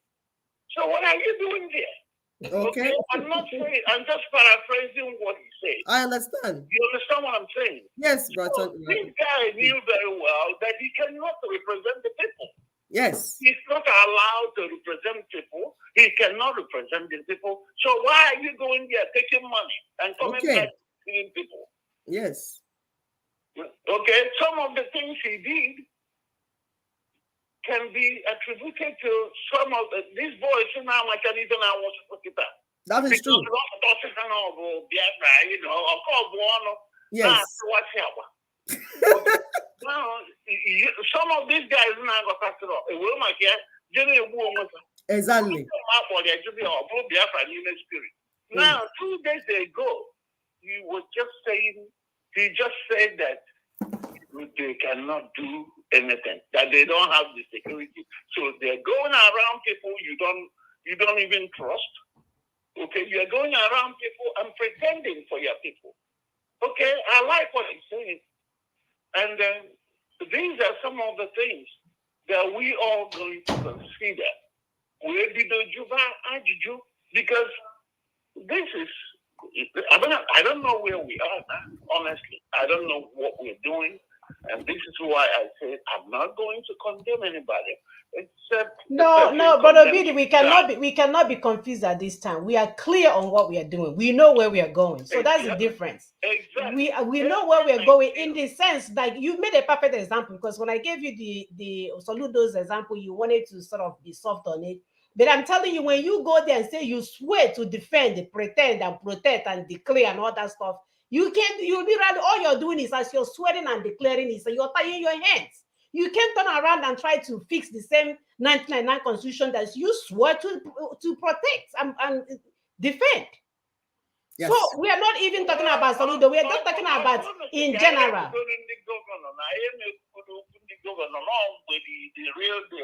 No, but no, it's an example. It's an example. Soludo will be an instrument to helping to hold up in our area while this move for 2023 will take place. Why not? At least I think it's No, I think you're mistaken. You're mistaking the example. You're mistaking the example that I'm giving you. What I'm saying is that, Soludo, of course, he have to do whatever he's doing. But what I'm saying is that this is even more the reason more we cannot afford to go to 2023 election, right? Because they will never be able to do anything for us, even at a national level. When they swear to defend that constitution, if we allow them to come in for that 2023, then they are in the same position like the same Soludo. We are not going anywhere.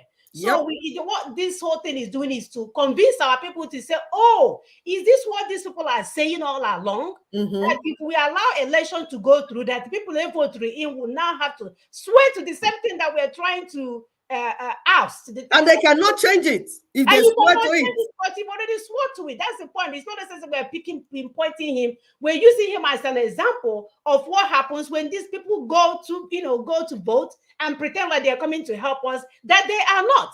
Because when you swear, you literally tie your hands on that Bible. Even the cameraman that was holding him, as soon as he said, I swear, his camera almost fell off his hand. Yes, now. Because he's like, and because you cannot help us, you step aside so that we help ourselves. Don't stand on our way.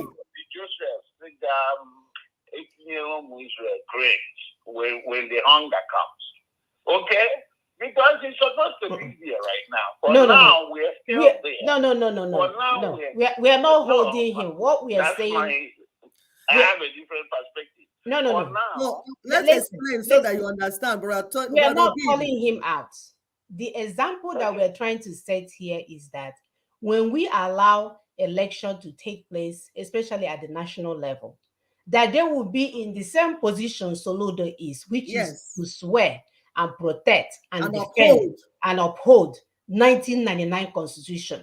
So what this he's swearing indeed is to bring it to the forefront for our people to understand why we cannot afford to go to that election, because they will have to swear into something that they cannot go back to undo for us.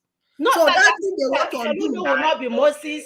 I'm not saying that Soludo will not be Moses. He will not help our people. That's not what I'm saying.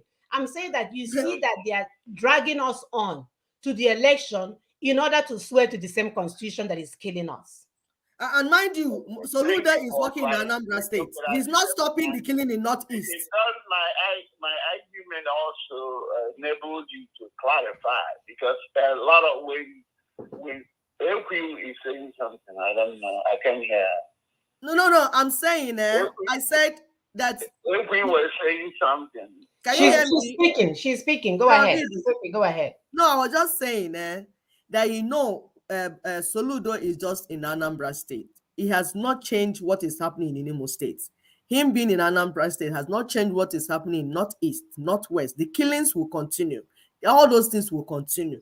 Anambra State is just one out of 36 states. So the change we seek is the total change that will affect every other person everywhere. Not a sporadic change, one corner change, one spot change. No, the entire thing needs to be overhauled and changed so that everybody at once we move into that new generation, that civilized world that we're talking about. We don't want to wait for another 100 years for one local government to receive a good chairman. One state will receive good government. My sister, I got it. I'm not grieving for anybody. You understand what I'm saying? That, it goes with what has been said here by, I think I brought the discussion, what Madiebo of a guy said sometimes, the General Madiebo, where he said that every of this component part of Nigeria, all these nations that are lumped up together in Nigeria are suffering. The only difference between us and them is that we don't want to be a part of the suffering. And that's why we are upfront, shouting ahead of time. But he also said, he also positioned that if this component part of Nigeria wants to be free, everybody needs to come out and liberate themselves. And which is exactly what everybody that is listening, this is not a question of, am I Omodu, I'm a Yoruba, I'm Igbo, I'm a George, this and that. Because all of us are suffering. Everybody is suffering.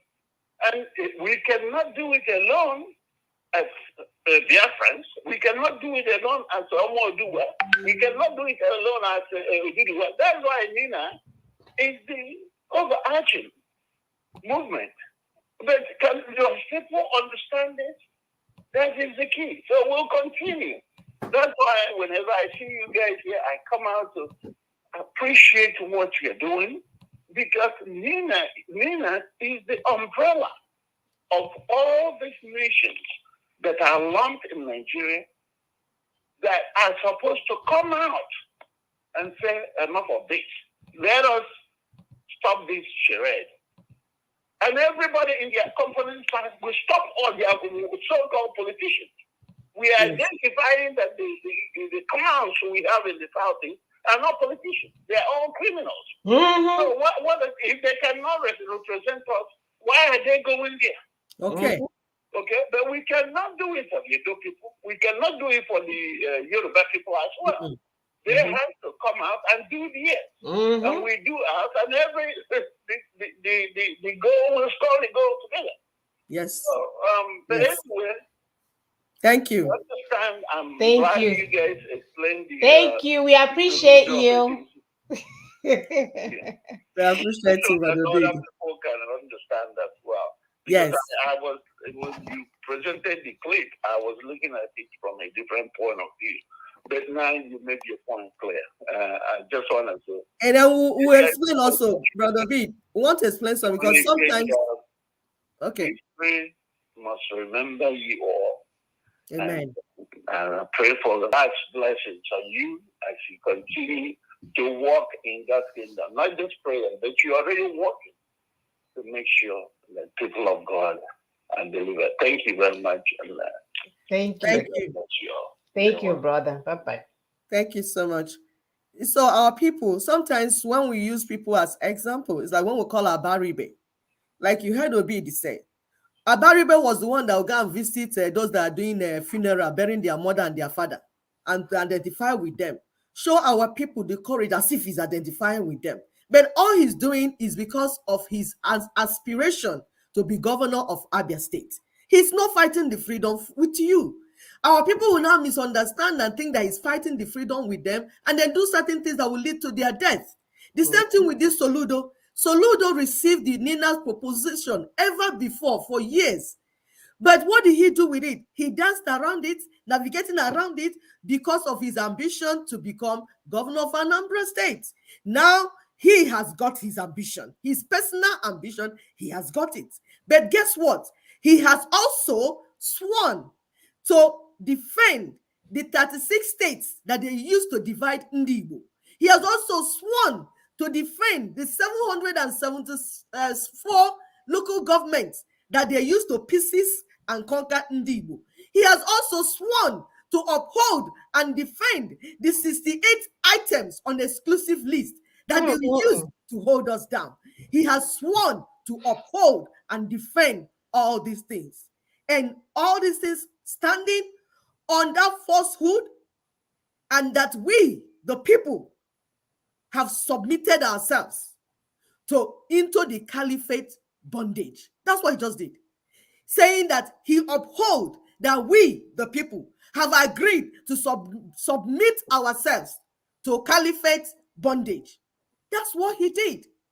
We are not just talking, sometimes because of how we will understand and explain to you so that you understand.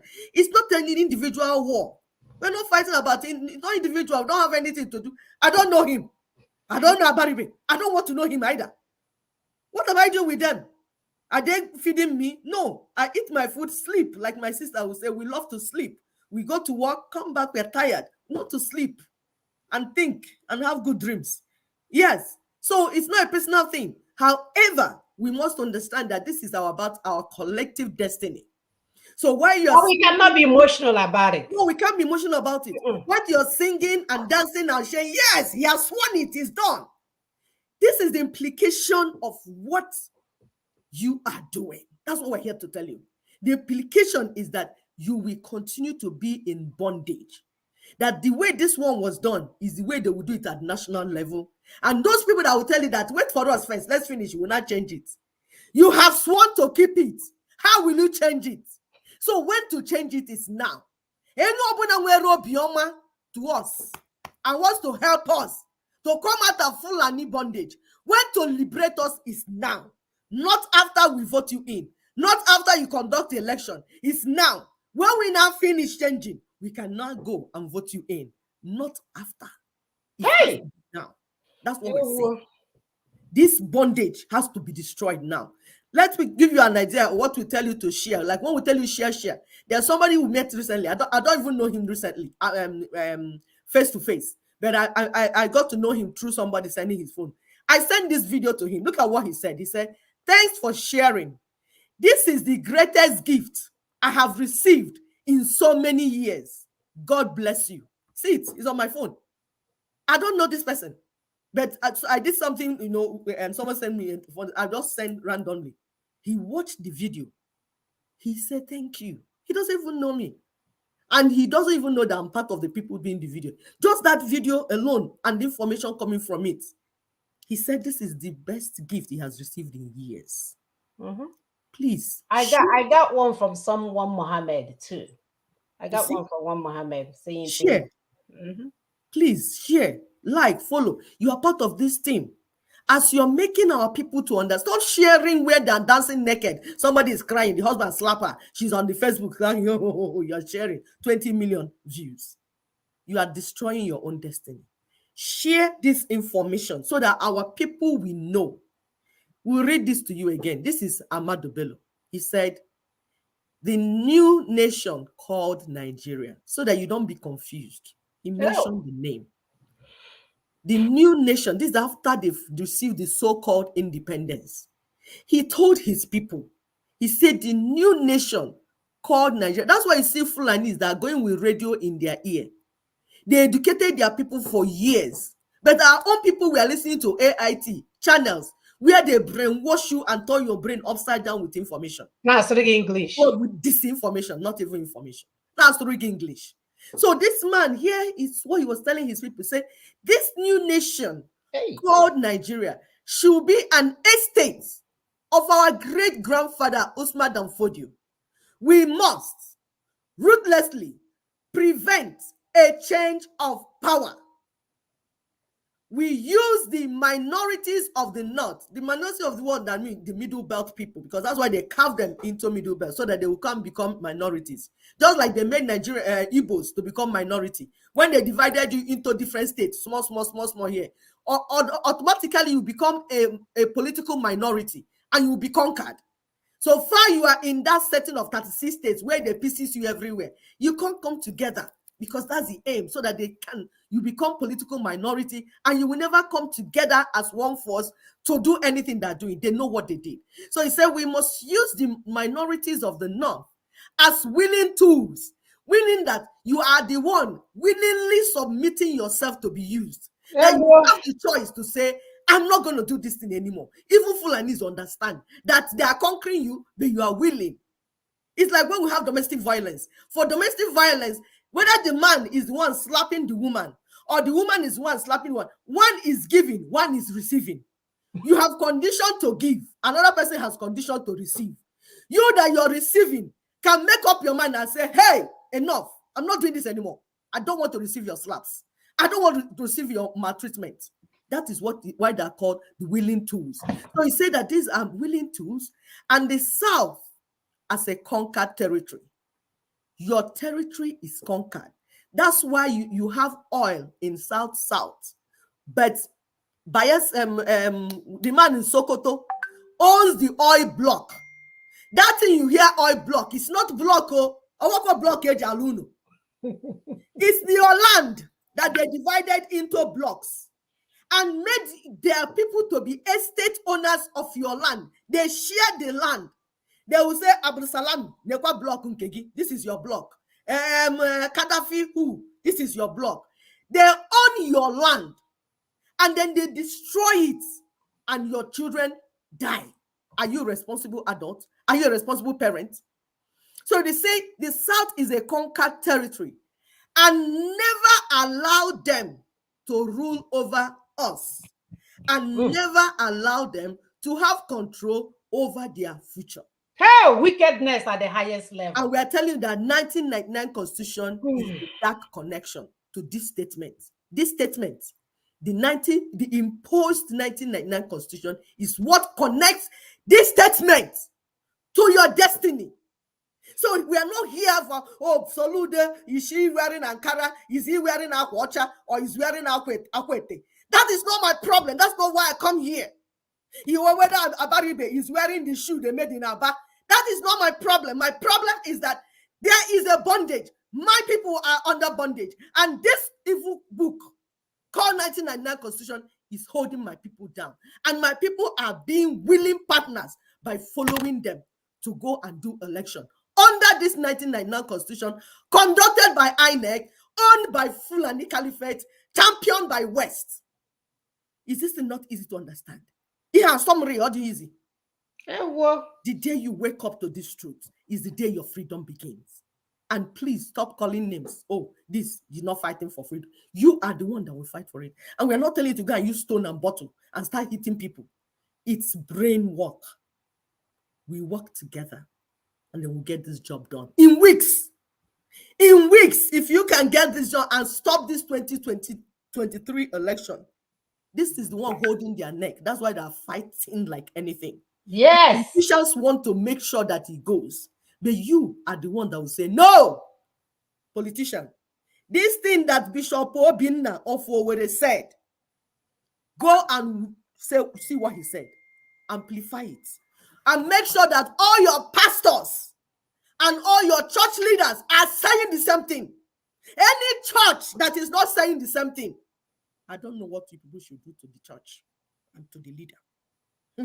You have brain. Do what you want to do. But we are saying everybody must comply. Everybody must comply and say, we are not going to 2023 election. We want the change now. Don't give us the change of Buhari. Meanwhile, it's change.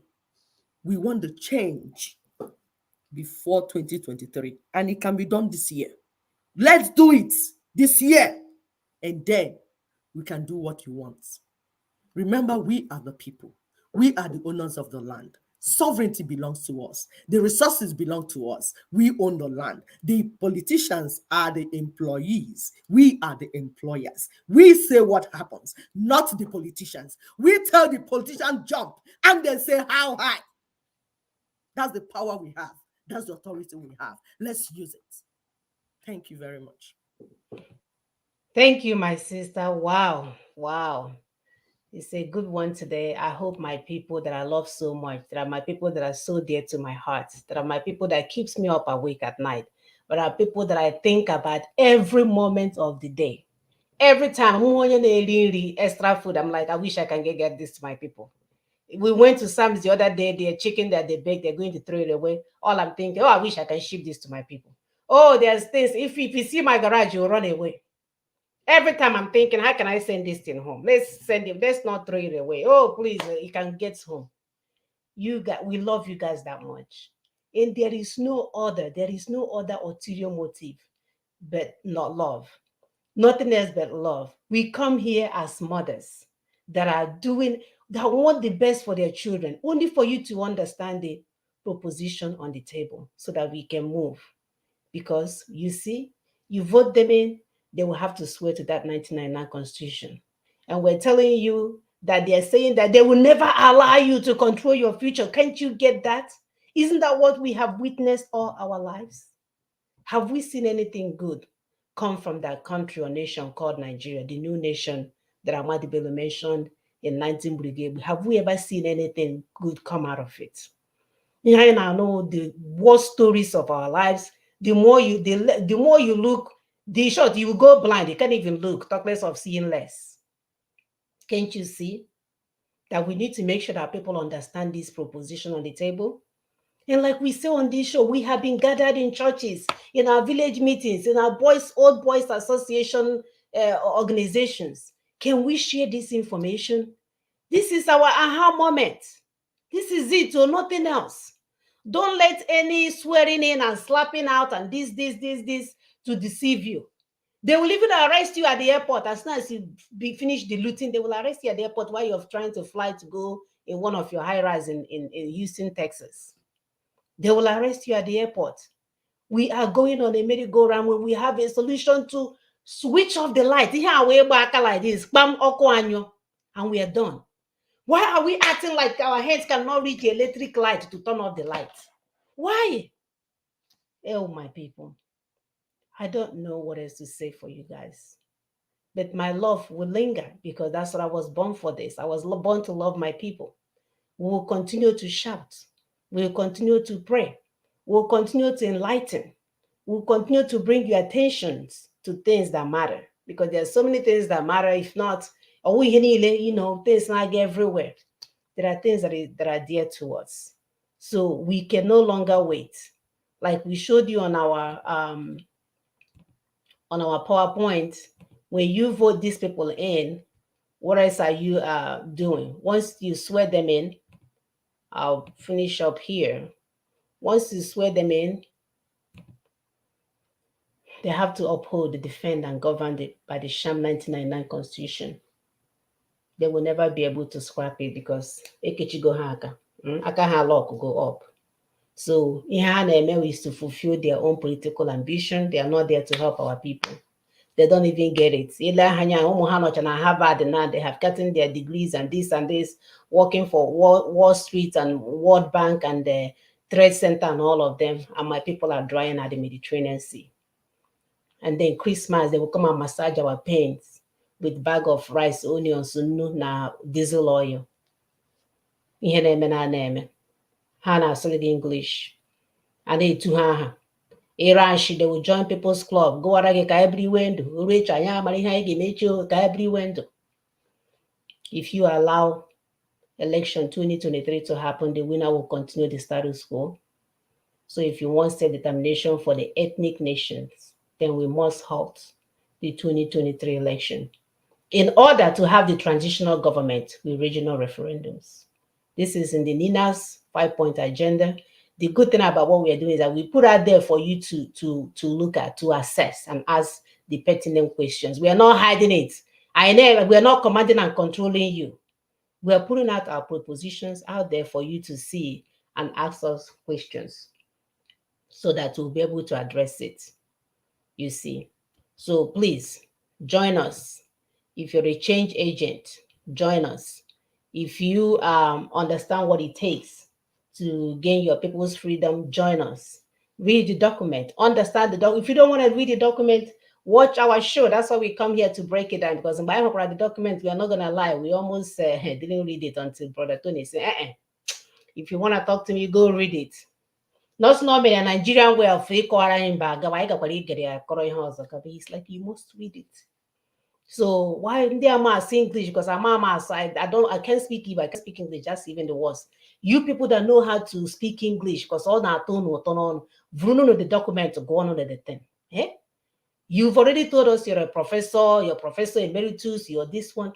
Begin to read the document so that you stop lying to our people. We have our information on here. Visit us at www.thedaughtersoftruth.org. We have a lot of information there. Yeah, our phone number is up there as usual.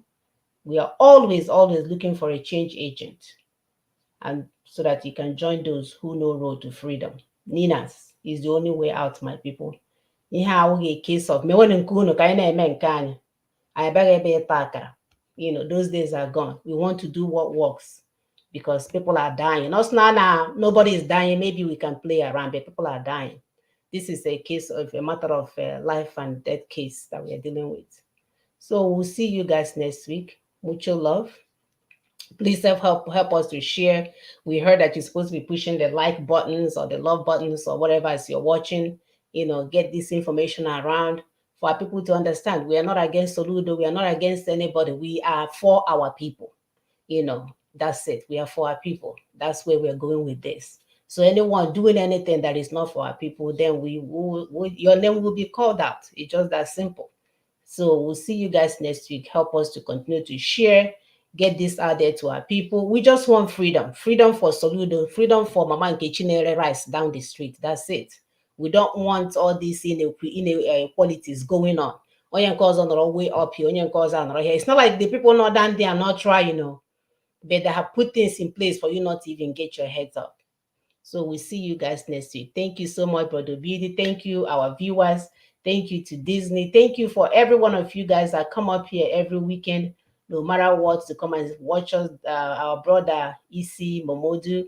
Yes. We love you guys. Continue to help us to share. We'll see you next week. Okay. Bye.